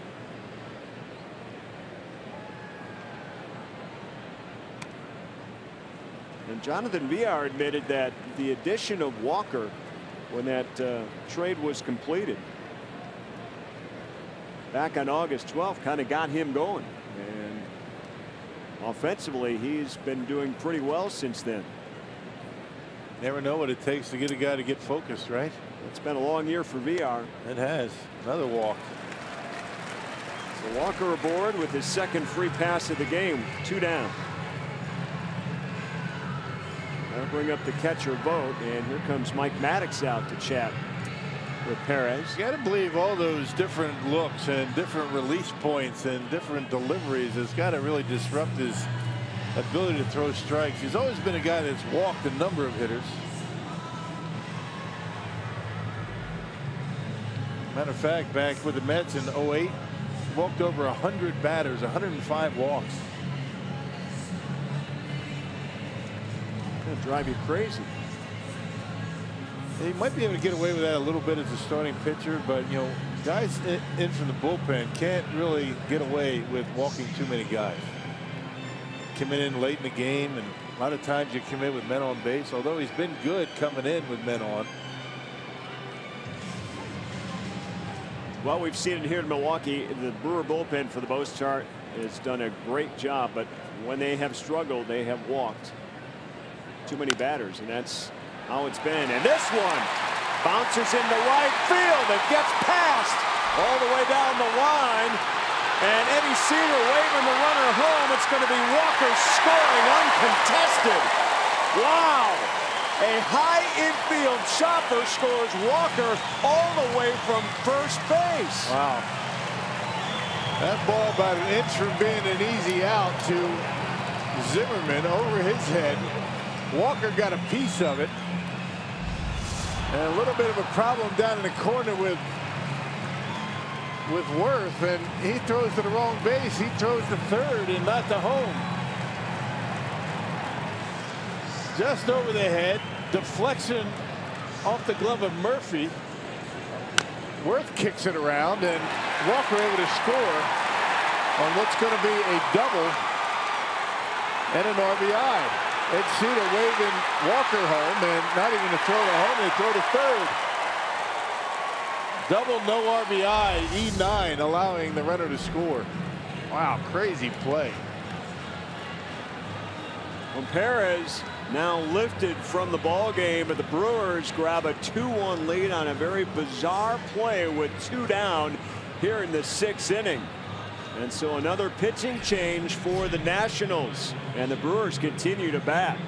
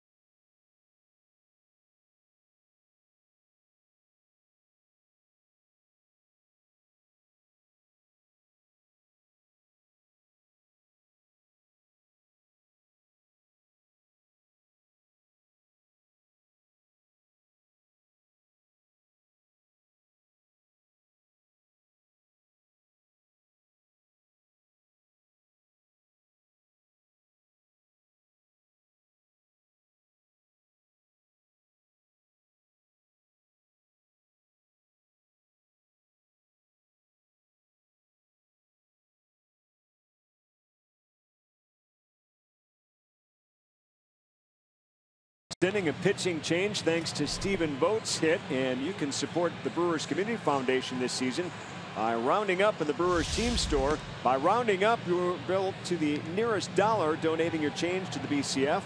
You can help change the lives of kids and families in need all around the state. That's a good way to donate, rounding up. All right, here's Joe Blanton now.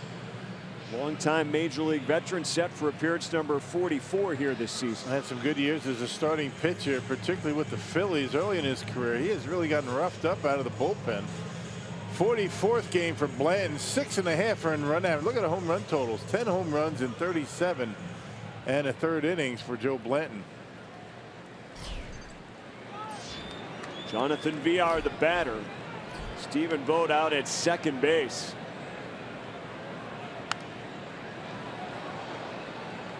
And what a bizarre way for the Brewers to take the lead. Stephen Vogt, though, I will say this, he is notorious for putting the ball in play and making you get him out or somebody out. And that ball was some kind of high chopper that nobody could get to. And I'll tell you, he's been pretty good against lefties as of late. He's had a pretty good run against left-handed pitching. And really at a good time with Manny Pena not available. You know, the right-handed batting part of that catching duo.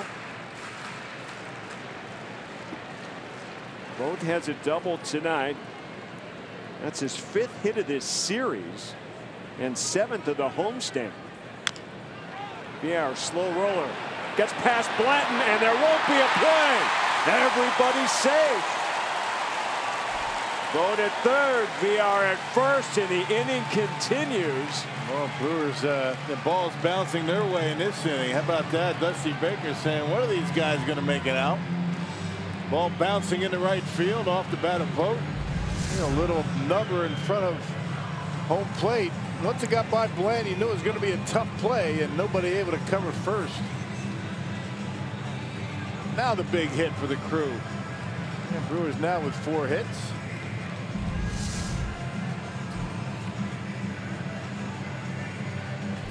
Jonathan Villar, another hit for Milwaukee. This guy continues to get on base. If you've wondered why the Brewers have stuck with him for so long, he's had a tough 2017 campaign, not just the start, but all season up until mid-August. He's done a terrific job as of late as Perez now bats. And Blanton, the guy that's going to mix it up quite a bit, doesn't throw hard. He's got everything. He'll throw everything at you. He's got about 4 or 5 pitches.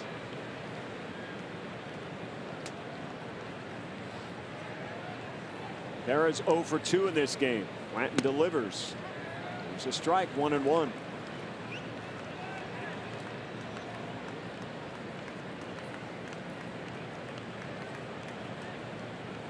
Villar, by the way, was named the Brewers Player of the Month for August. He had 3 home runs and 8 RBIs and batted .364. So he got it going in a hurry.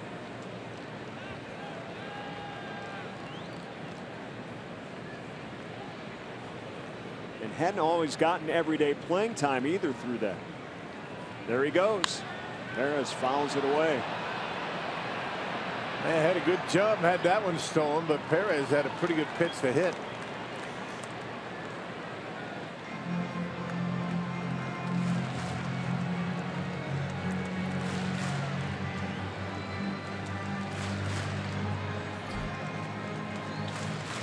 The Brewers have taken the lead with 2 outs, threatening as they extend this inning, 2 aboard.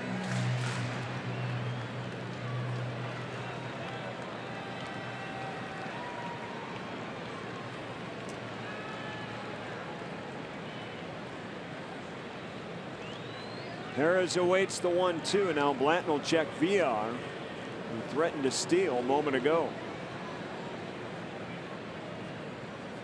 Villar limited action on the bases. Remember, his batting average has been pretty low all season, still with 23 stolen bases.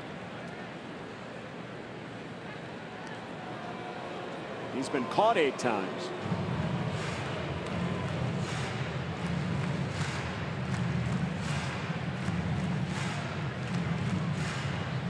Led the majors a year ago with 62. It seemed like he was on base at least 1 or 2 times a game. Yeah, find a gap, and he's going to score. We're throwing away. That'd be a good way to score. That was in the dirt. Good play by Zimmerman.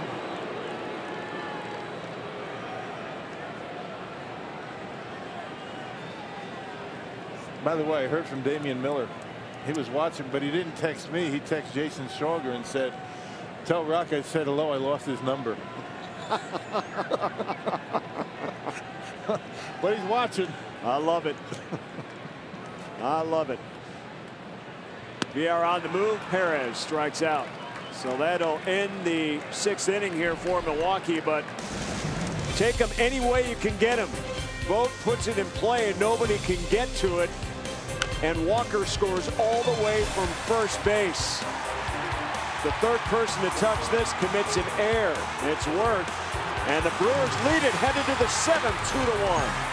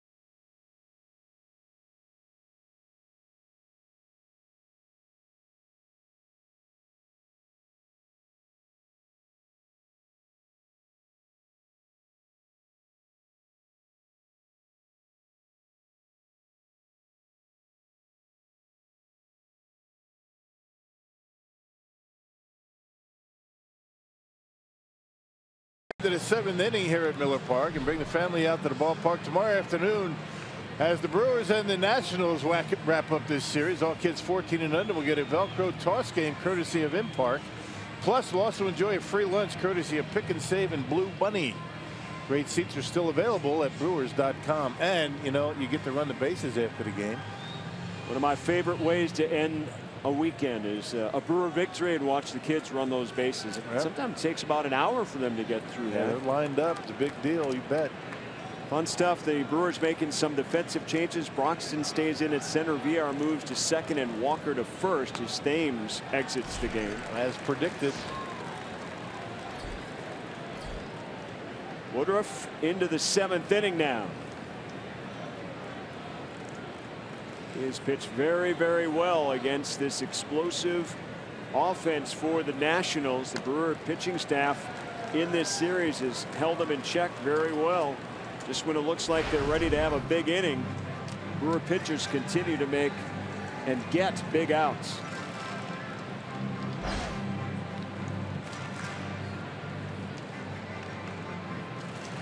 Sometimes that stuff can be contagious. I mean, these guys, the starting rotation, very competitive. They don't want to be the guy that break up that good stretch of starts. And Woodruff has been on the top of his game tonight. One more out, he'll tie his season high for innings pitched, 6 1/3. Did that at Tampa Bay, his first start. It was 6 1/3 in that first start. Big swing and a miss by Zimmerman. And another strikeout for Woodruff. Still throwing hard. Yeah, four-seam fastball, threw it right by him down the middle of the plate. Actually, middle in. That's where you got to pitch that guy. You got to pitch him in. Don't let him get those arms extended. 94 on the corner. 7 strikeouts now for Woodruff. That betters his mark of 6 at Tampa on his young career. Another strike pouring in against Rondon.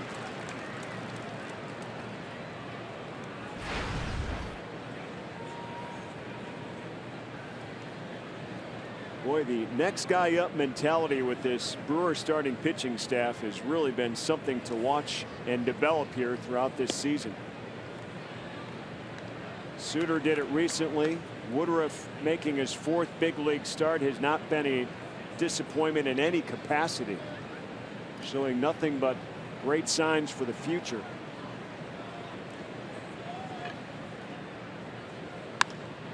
One spoiled away. Really effective inside tonight, isn't he? I mean, really boring that fastball in on their hands, not allowing them to get that bat head out. And he's been good on the outside corner as well. The slider has been effective.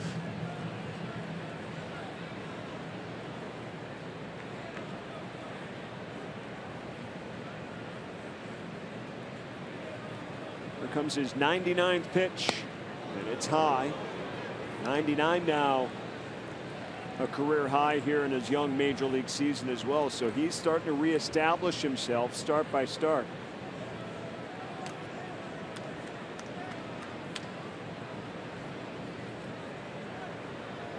Two on the way. And a roller to VR. And 2 down.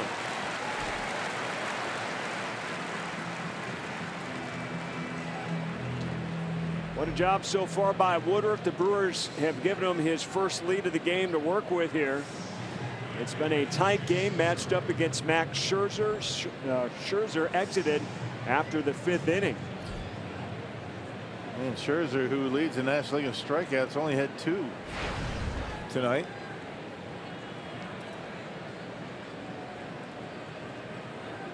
There's Jason Worth.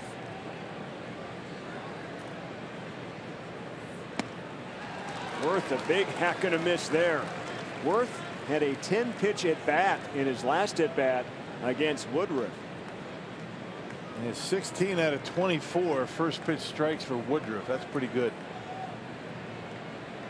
There's the 0-1. Fouled away, so Woodruff ahead 2 strikes. Another good crowd here at Miller Park. Labor Day weekend, good place to spend some time here at the ballpark with a contending Milwaukee Brewers team. Going to finish out the weekend tomorrow afternoon, and then the Brewers go to Cincinnati on Labor Day and start a week-long road trip that concludes in Chicago. Here's the 0-2. Fouled again. Cubs a winner today, so the Brewers trying to keep pace and stay within 3.5 if they can get a win. They still have 7 games to go head-to-head against the Cubs, so you never know. Yeah.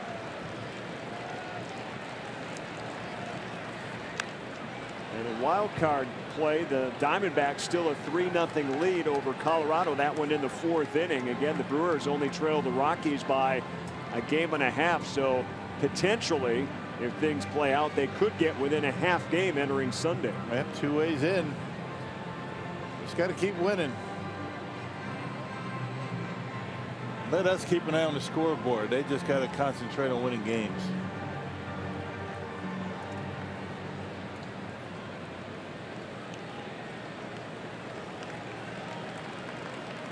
Woodruff has allowed just 2 hits to the Nationals in this game. Here's the 0-2, and Worth strikes out, and Woodruff ends the 7th inning with his 8th strikeout of the game and preserves a 2-1 lead as the Brewers come to bat.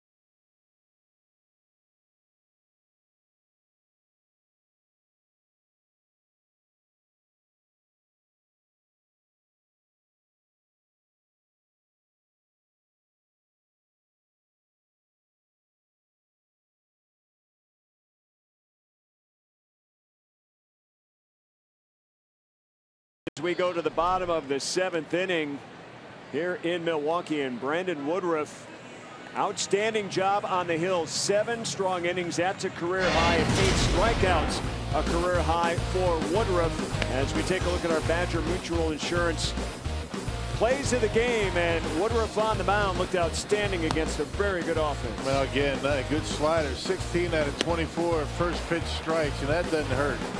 Had good command inside. He took a little bit off that last breaking pitch to get Jason Worth on his slider. Just nasty tonight, throwing a lot of strikes. I mean, 8 strikeouts, 1 walk for Brandon Woodruff, and the Nationals only had 2 hits. They came back to back in the 4th inning. There's Ryan Madson on now to pitch for the Nationals to open up the Brewer half of inning number 7 against Brett Phillips, the rookie. Got to start out in right field tonight. Drew a walk in his last at bat.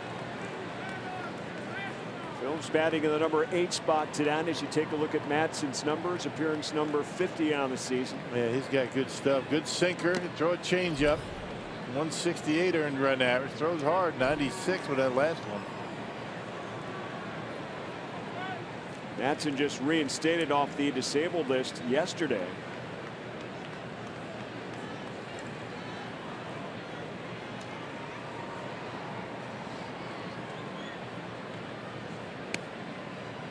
What a job, though, by Woodruff. He was fun to watch tonight. The big matchup, of course, when Max Scherzer's on the mound, he's going to draw about 99% of the attention. But Woodruff doing his own thing on the mound, dialed in, really impressive stuff.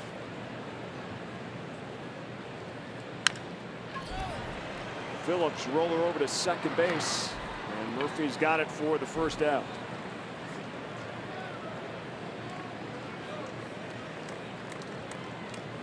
Well, Giancarlo Stanton back into the home run news, our showstopper tonight.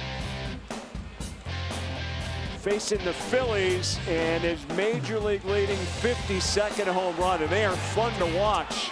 Yeah, they're not in that ballpark. Wall scrapers, are they? My goodness, that guy. He's closed that stance up the All-Star break, and unbelievable stuff by Giancarlo Stanton. Aaron Judge was the big story in the first half, but second half has belonged to Stanton.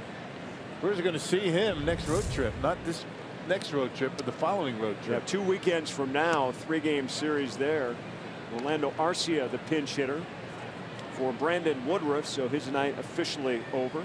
As we thought, his pitch count rose, 7 strong innings from Woodruff.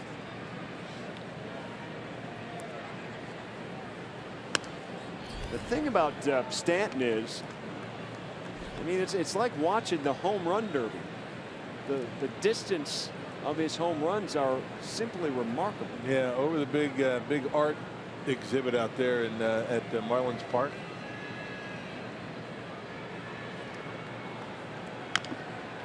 You been to that ballpark? Yeah, I've been to that ballpark a few times, and I will say this: until Derek Jeter's group bought the Marlins, and he had hinted maybe he wanted to remove that, I really didn't know that was an art form out there. I just thought it was something that they put together for home runs. I mean, did you know it was a true art form? You can't remove it. Right. I mean, you can remove anything if you really want to. Not according to the city. He's got to keep it there. If the city's paying the freight on certain things and they want artwork there, I mean, that's hey, if Derek wants it out, it's going to be out. I don't know, Rock. I'll tell you. I think if it's there when the Brewers go in 2 weeks, it's there to stay. You think? It will be. And Arcia strikes out for the second out here in the 7th inning. It's a good changeup from Madson. This is one of the pickups that the Nationals had. And he has really solidified that bullpen. Here's Eric Sogard. 1 for 3, base hit in the 4th, scored the Brewers' first run that had tied the game back then. Another tight one here, a 2-1 game. Well, since August 11th, 15 of the last 18 games for the Brewers, win or lose, has been decided by 3 runs or less. As Sogard is robbed of a base hit. And tonight, no different. The Brewers, by the way, in that stretch have won 12 of those as they continue to contend.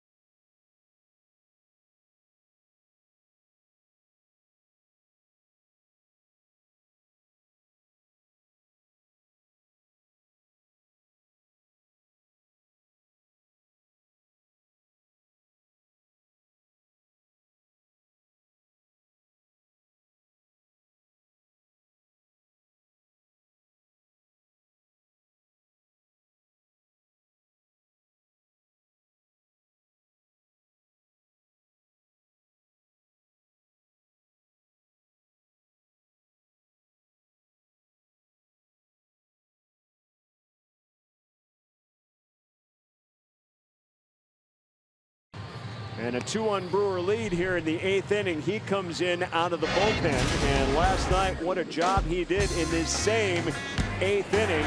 12 pitches, 11 strikes, and 3 strikeouts. Yeah, 2 of the 3 strikeouts came on just 3 pitches.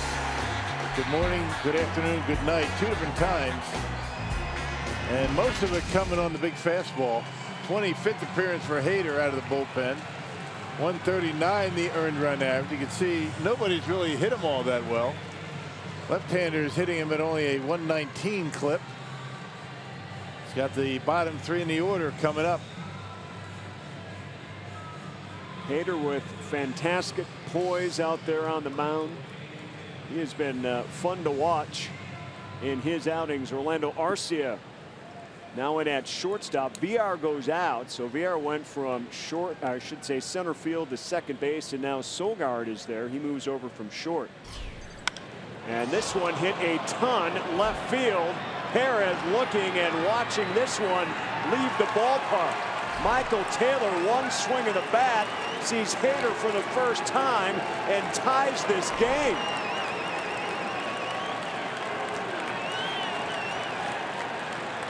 That first pitch right down the middle of the plate.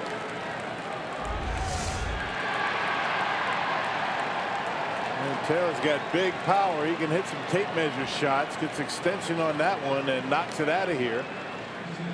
And Hader, who had a 3-up, 3-down inning yesterday, Taylor takes him deep first pitch.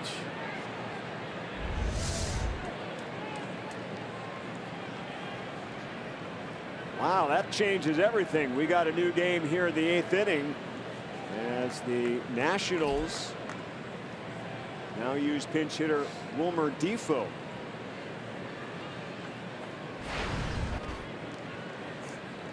He bats for Lobaton, the catcher. And a bunt. And this one goes off of Shaw's hand, and Defoe reaches on a bunt single.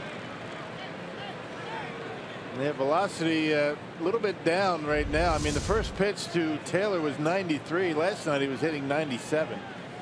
That was a slider that time, and Defoe put it right down the line. Would have been a tough play even if he kept it in the hand.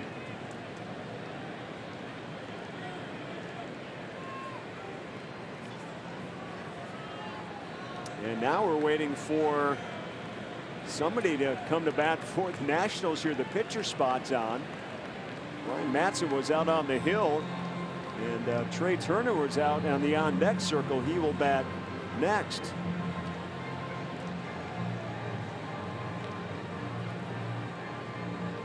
And Diaz is going to come out. Maybe he was in the indoor hitting cage. I don't know. Getting ready.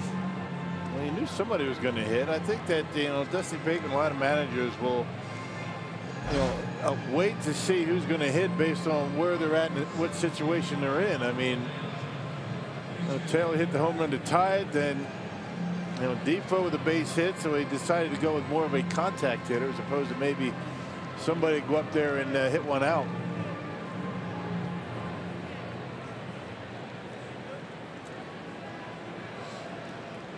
Piazza joined the Nationals at midseason, signed a minor league deal,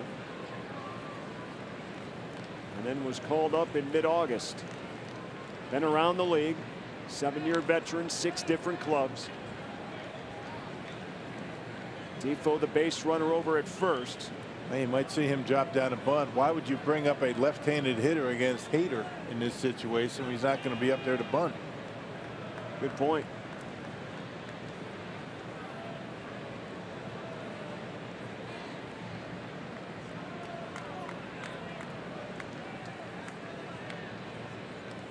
And the Nationals, even with September call-ups, only have 6 guys or 5 guys on their bench. Defoe, one of them. Diaz, one of them. They have a right-hander and a switch hitter. And we'll see what they do.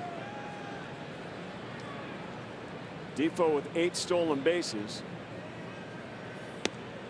Square to bunt, and it misses down low. Diaz has only got 1 sacrifice bunt this year. It's only his 12th game.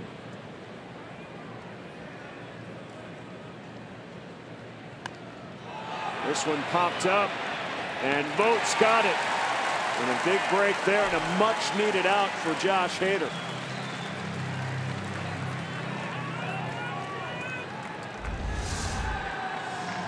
Well, not able to get the job done. The big fastball up in the zone, and he pops it up. Easy play for Stephen Vogt. Once he finds where the ball is, that's the toughest part of that play, recognizing where the baseball is, and the rest of it's easy. Top of the order, and Trey Turner. And again, they'll check Defoe over at first. Trey Turner, boy, Woodruff did a wonderful job against him. 0 for 3. Top of the order man, when he gets on base, things happen. He's got Defoe over there now with 1 down. The Nationals have tied it on a leadoff home run here from Taylor. First pitch from Josh Hader. Left the ballpark.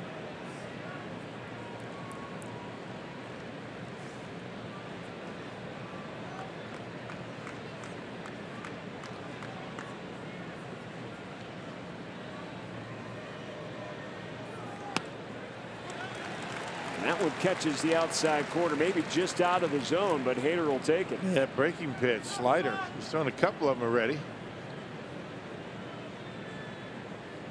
Relied heavily last night on the fastball.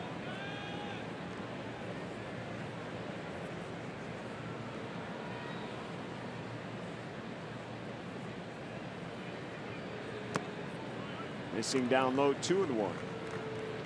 This is part of the work in progress, though, for Hader, is to start mixing in and getting confidence with other pitches right now. I ain't going back-to-back games. I mean, that's a big adjustment for a guy that's been a starter his whole life.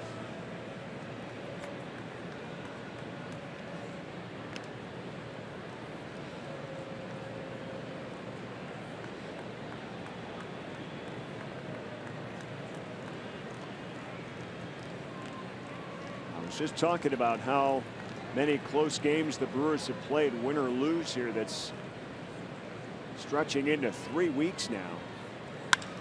This one hit hard center field. Broxton on the run, and Broxton won't get to it off the wall. And they'll wave the runner home. Arcia bobbles, and the ball gets past Vogt. Hader there to back it up, but the Nationals take a lead 3-2. Here in the 8th inning, and they have surprised Josh Hader and the Brewers. They fell behind 2-1, had to come in with a fastball. Fastball down tonight. Not nearly what it was last night. That went out over the plate, and Turner able to bang it off the wall in center. And Diaz with good speed, able to come around to score.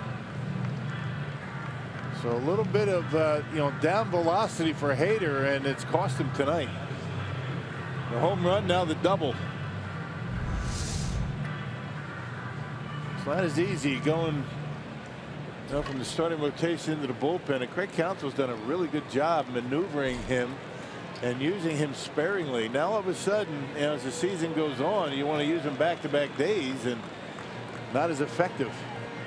It did not work out tonight.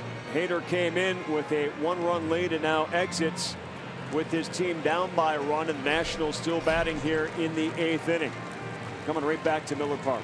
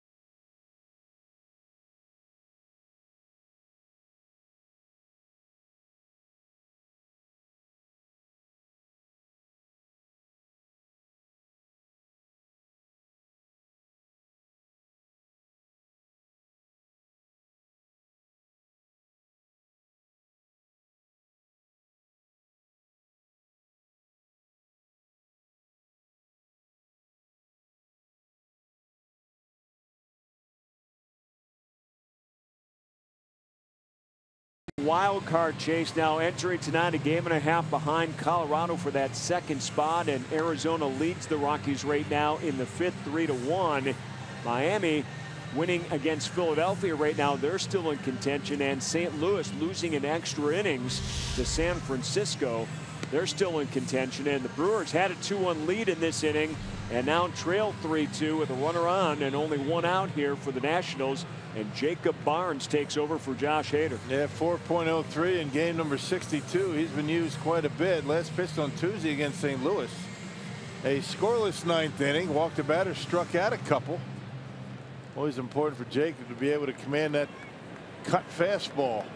Keep it down and away. Don't make any mistakes with it. Here is Kendrick to bat. Runner out at second base, just one down. And this one laced to Arcia, and he jumps up for the second out. That ball crushed. That's a heck of a play by Orlando Arcia. Perfectly timed lead. That ball was hit like a bullet. First pitch, cutter. And look at the extension for Howie Kendrick. And I tell you, you got to do everything right to be able to catch that one. That had a knuckle on it. Did you see the way that ball was spinning? Barely spinning at all as that got out to Arcia. And able to keep it in the glove. Arcia just came in defensively at short this inning. And with first base open, the Brewers intentionally draw Murphy. So they will face Ryan Zimmerman, first and second, 2 down. Murphy best in the majors, by the way, with runners in scoring position at .412. That's an easy decision there. And plus you have right on right instead of the left-hander Murphy up. Zimmerman misses on that first pitch. Big swing and a miss. Big moment here for Jacob Barnes. Trying to get this final out now and limit the damage and keep Milwaukee within a run.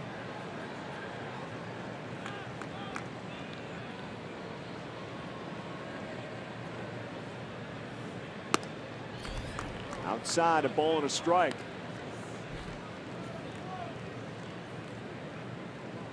Nationals with 3 hits here in the 8th inning. They only had 2 the previous 7 innings.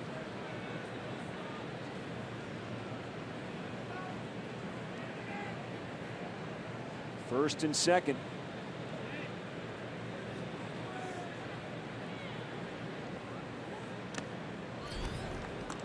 Yeah, it looked like Vogt wanted timeout, but Barnes wasn't looking. He kept going and spiked it. Not sure what the issue was there. Whatever it was, Vogt was ready and he was able to pick the ball in the dirt.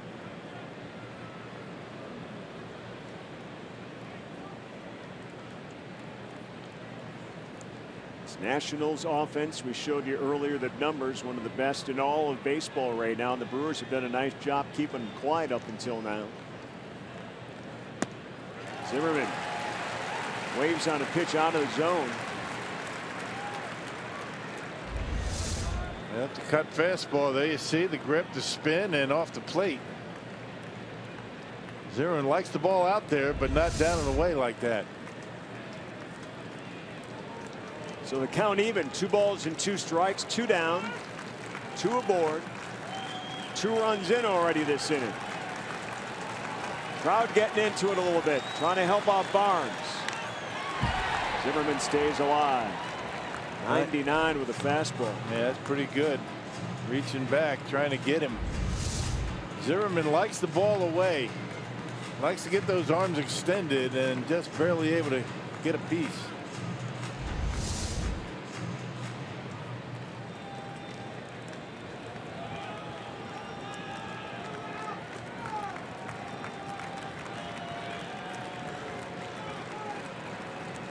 More than 35,000 in the house tonight at Miller Park. Here's the 2-2. Low 3-2 now. Nice block.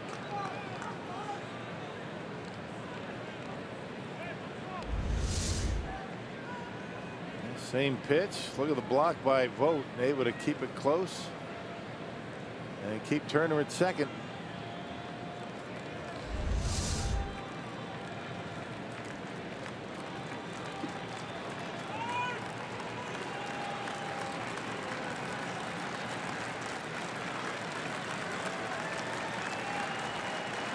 Barnes looking for the final out.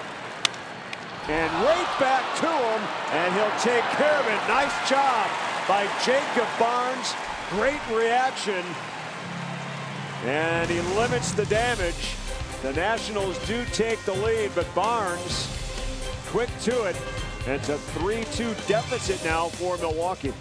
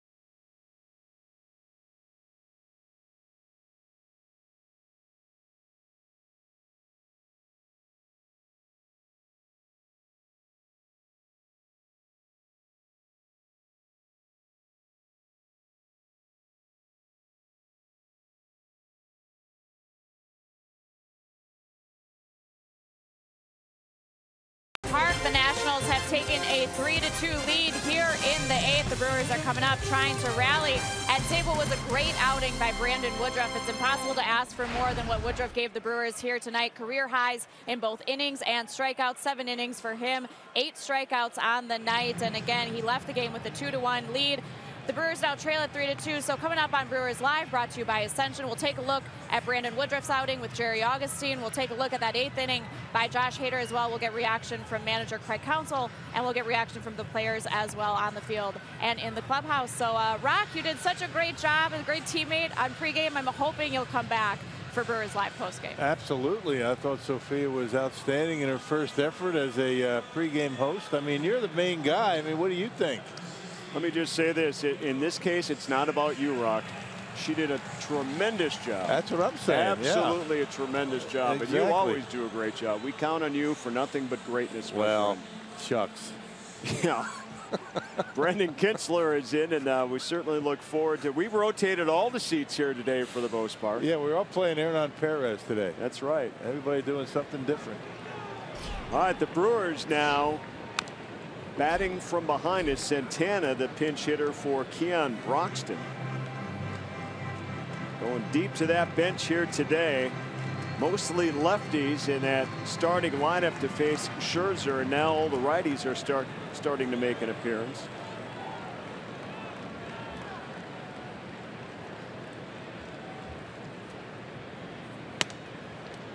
And Santana on the season on this leaderboard for our Powerball home run leaderboard. Thames leads all with 28. Shaw is 27 and Santana 22. Broxton with 20. 4 players 20 or more. Showing off their power this season. These one maybe right here to tie things up. Yeah, Kinsler, a tough guy to elevate the baseball. He's got that big sinker. He's got the slider that he usually goes down and away with, but that was up. But you can see the difference in philosophy for Craig Counsell as we get into September. You got the rosters expanding. You've got a lot of players to choose from, and he's going to go with what he feels is his best opportunity to get on base or get a run in. No matter where he is in the lineup, he pinch hit for Thames. Now pinch hitting for Broxton. And Brandon Kinsler makes a pretty good pitch to strike out Santana. There's that fastball right on the edge. And defensively for Washington, it's Wieters in behind the plate, and Diaz stays in to play left. So both these teams going deep. A lot of defensive replacements, a lot of pinch hitters so far. Shaw, high towering ball to right, just missed it. Yes, he did. And Worth gets underneath it, a towering shot. That was a mistake that Kinsler got away with. Boy, just a little underneath it. He got good wood on it. Brandon Kinsler thinking, I'm very lucky to get that baseball back. A high sinker flattens out, and Shaw just got under it.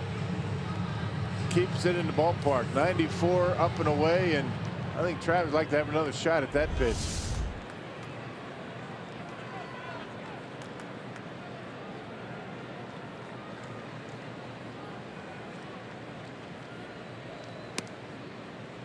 All right, 2 down for Neil Walker.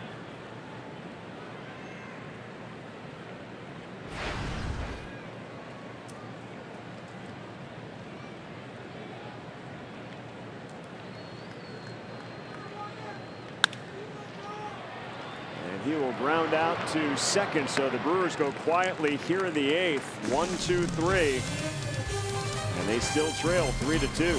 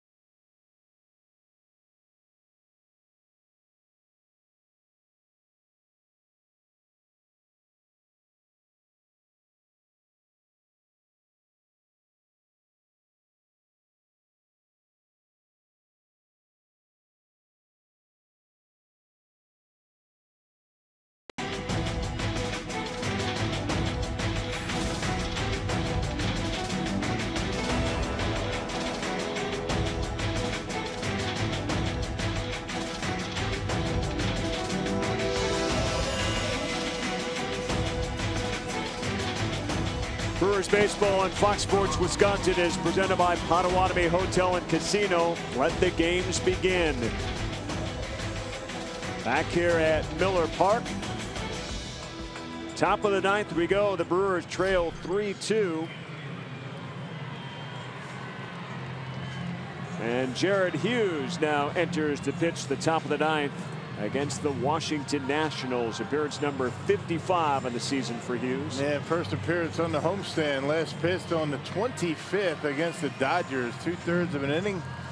Allowed a solo home run to Yasiel Puig. So it's been a while since Hughes has been out there for the crew. Well, he has a big task here in the ninth inning. A one-run deficit for Milwaukee. Wants to keep it at that and give his team a chance here in the bottom of the ninth inning. They'll face Rondon to lead things off. First pitch in, hits the bottom of the zone for a strike. Rondon 0 for 3. It's Rondon, Worth, and Taylor.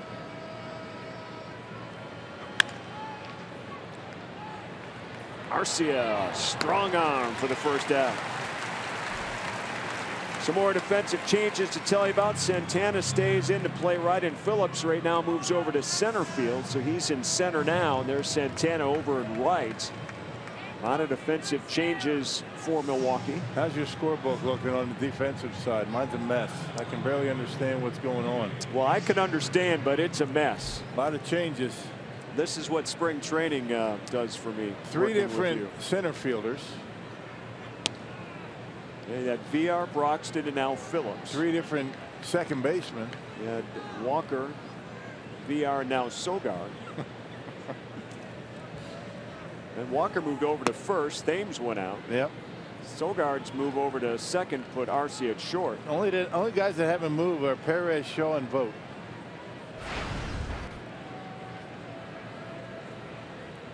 Jason Worth.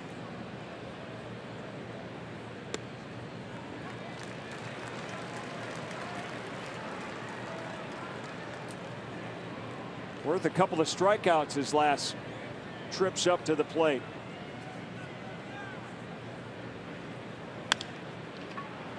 And Hughes makes a nice play. 2 down. Use that big wingspan right there to snare it. Now, he's pretty nimble for a big dude. I mean, he's 6'4", 6'5", and look at the way he's able to, go after that ground ball, underhands it. Pretty good reaction time down there, out there on the mound. And for a big guy, handles himself pretty well. Well, the pitchers were just taking a little PFP just a couple of days ago, working on their plays in the infield. So take a look at Jared Hughes, big 6'7", 240 pounds for the 32-year-old. Got him at 6'7", do they? That's what it's listed. What do you think? Wow. Well, I said 6'4", 6'5". Oh, so did you? I'm sorry, Jared. Let me put it this way. When I stand next to him, he's 6'7". When you stand next to him, maybe more like 6'4".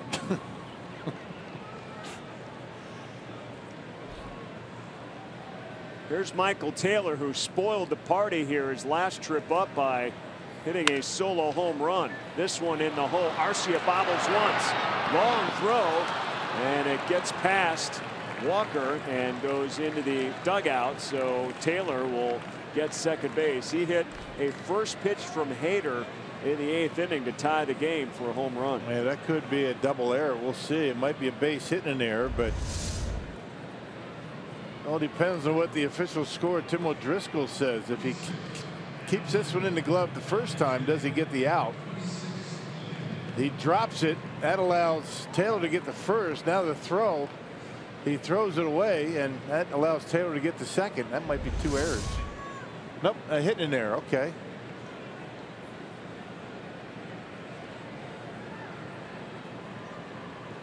First error of the night for Milwaukee. And now Craig Counsell pops out of the dugout, and he'll make a pitching change. So 2 down and a runner out at second base. Adam Lin was announced as the pinch hitter. So Wei Chung Wong will get an opportunity here. He is a September call-up. We will take a break and set the stage for you here in the 9th inning as the Nationals lead at 3-2.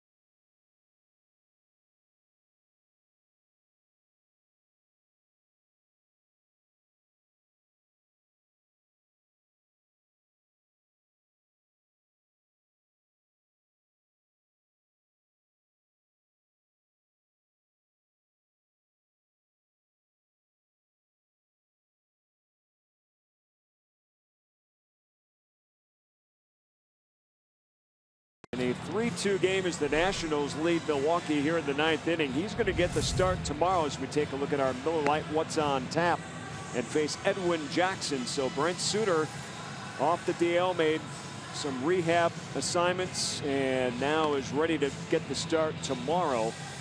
And it'll be an interesting one for Suter. Craig Counsell saying today he doesn't expect him to go real deep into the ball game, so it's going to be a bullpen by committee tomorrow, but Suter's going to get the start. And good pick there because he most recently had been starting before going on the DL. Wei-Chung Wong on the mound now for Milwaukee here with 2 down, and he'll face Adam Lind. Yeah, good numbers down in AAA. Look at those numbers. A 205 earned run average in 47 games. This is second stint with the Brewers. He was up 3 days.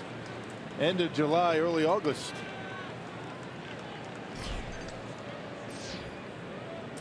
He'll face Lynn, the pinch hitter. First pitch is outside. One good control with AAA, 48 strikeouts, only 12 walks.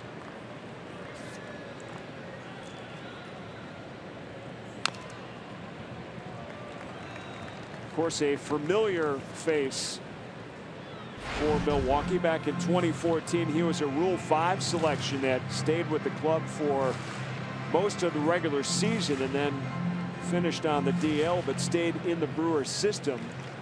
Worked his way up through the low minors and has done a real nice job, progressed exactly like Milwaukee would have liked over the last few years. And Craig Counsell's hoping he's going to be able to be that situational left-hander.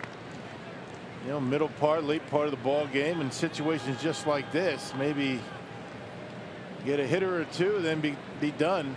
Adam Lind's done a good job in these spots as a pinch hitter. Well, one of the best in the business. Jesus Aguilar on that list as well for the Brewers. Popped him up. Shaw doesn't have to go very far for this one, and there's the final out. All right, Brewers trail by a run. It's going to be Vogt, VR, and Perez to try to win this in the bottom of the 9th.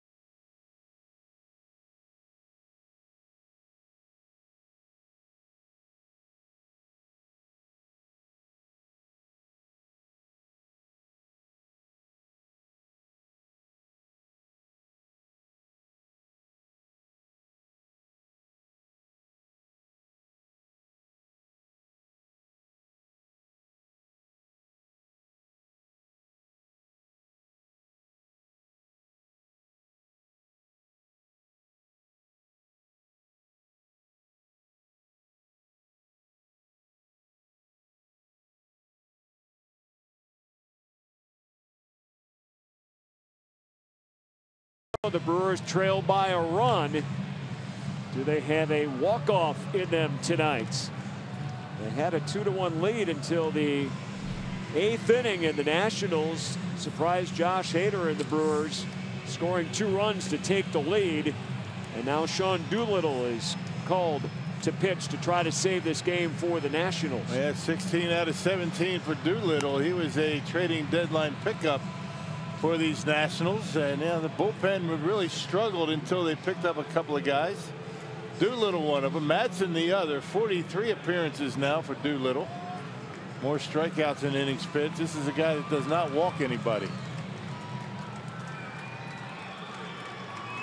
And it's going to be Ryan Braun to come off the Brewers bench to pinch hit to lead off the 9th inning.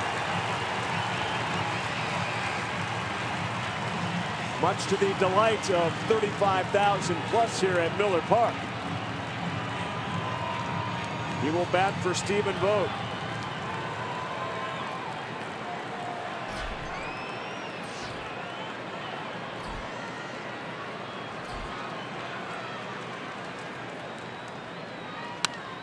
And Braun slices one foul. Braun has hit the ball hard into a lot of outs here over the last few weeks. And maybe frustration boiled over in the 4th inning of yesterday's game when he struck out and then got tossed out arguing balls and strikes. Did not start in today's game. Pinch hitting now. Here's the 0-1. And a broken bat blooper.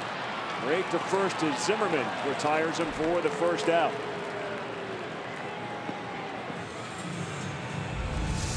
Doolittle not overpowering, but able to get in on the hands of Braun right there. Tied him up, broke his bat, and an easy pop out. First out of the inning. Craig Counsell emptying the big hitters off of that bench. Braun and now Jesus Aguilar will pinch hit. One of the best pinch hitters in the game. These are season numbers with 14 home runs and 46 RBIs.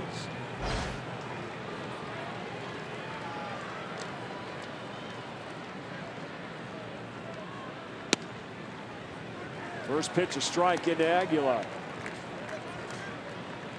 Jesus Aguilar with 3 home runs and 10 RBIs as a pinch hitter. 286 the average there. What a job he has done to stay ready. Quickly down 0-2. And 95 that last fastball.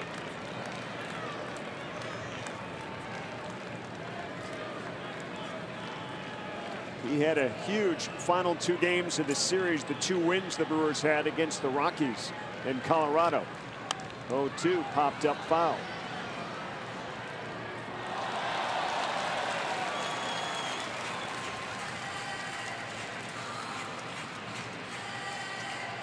Jesus Aguilar has done a great job for Craig Counsell when called upon, either in pinch hitting or starting in games. The 0-2 again. This one spoiled right behind home plate. And one of those guys that you really look at and you say, this guy's just a big power hitter, but he has a pretty good idea up there. He will shorten up with 2 strikes. Still has enough power. He with 2 strikes and just trying to make contact to drive it out of the ballpark. Doolittle delivers. A tie. 1-2. One of the toughest things for a hitter when he's not getting everyday playing time is to be patient at the plate and have a good eye. Aguilar has shown that.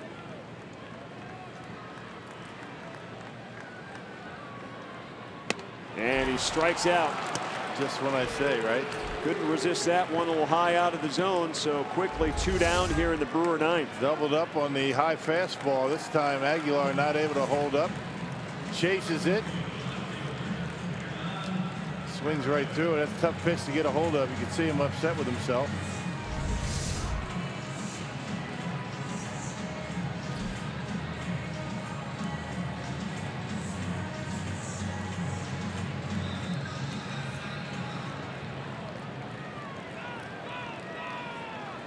There's Hernan Perez. Swinging at that first pitch. 0-1. Well, the good news is The 3 hitters coming up here in the ninth, all capable, one swing of the bat, of tying this one up. Perez with 13 home runs. Rushing it up there pretty good, 95 miles an hour. We saw him in Washington, wasn't throwing that hard. Little extra zip here tonight. Brewers have grabbed the first 2 games of this series. The Nationals trying to get one back here tonight. And this one in the left field base hit. Perez rounds first, and he'll hold there. And with 2 down, the tying run is aboard, and the winning run at the plate for Milwaukee. And look who's coming up now. High fastball. Perez able to center on it. Got on top of it, out of the reach of Rendon, and the Brewers still alive. It's going to be pinch hitter Manny Pena now. See Rendon, he with the bag, limiting his range, and Perez able to get it by him.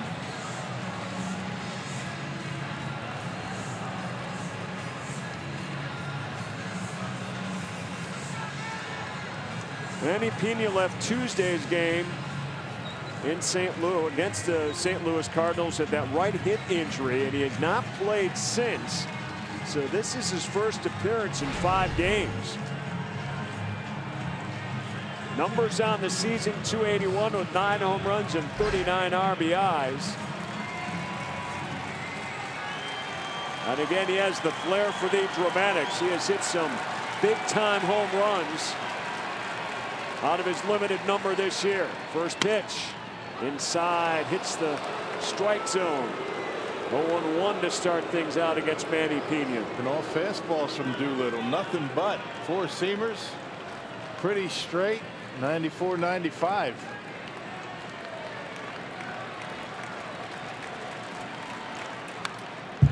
Fouls one straight back, and Manny Pena has hit some big home runs. Let's take you back to the special holidays. First, it's Mother's Day, and Pena does his thing then on Father's Day again. Somebody needs to tell him it's another special holiday here tonight. High 1-2.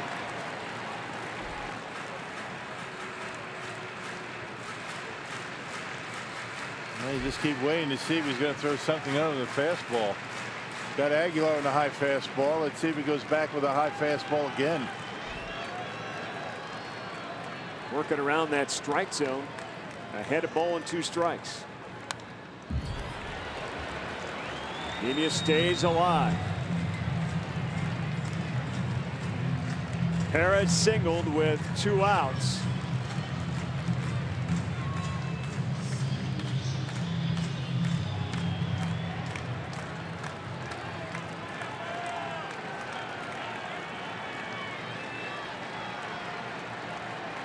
Here's the 1-2.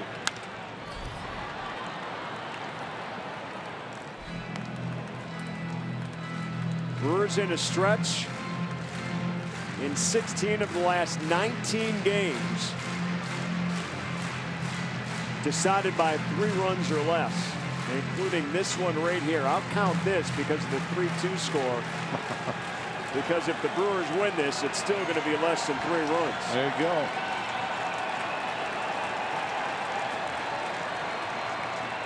And we'll check Perez over at first. He doesn't seem to be entertaining any thoughts of going to second, but you never know if he'll get sneaky.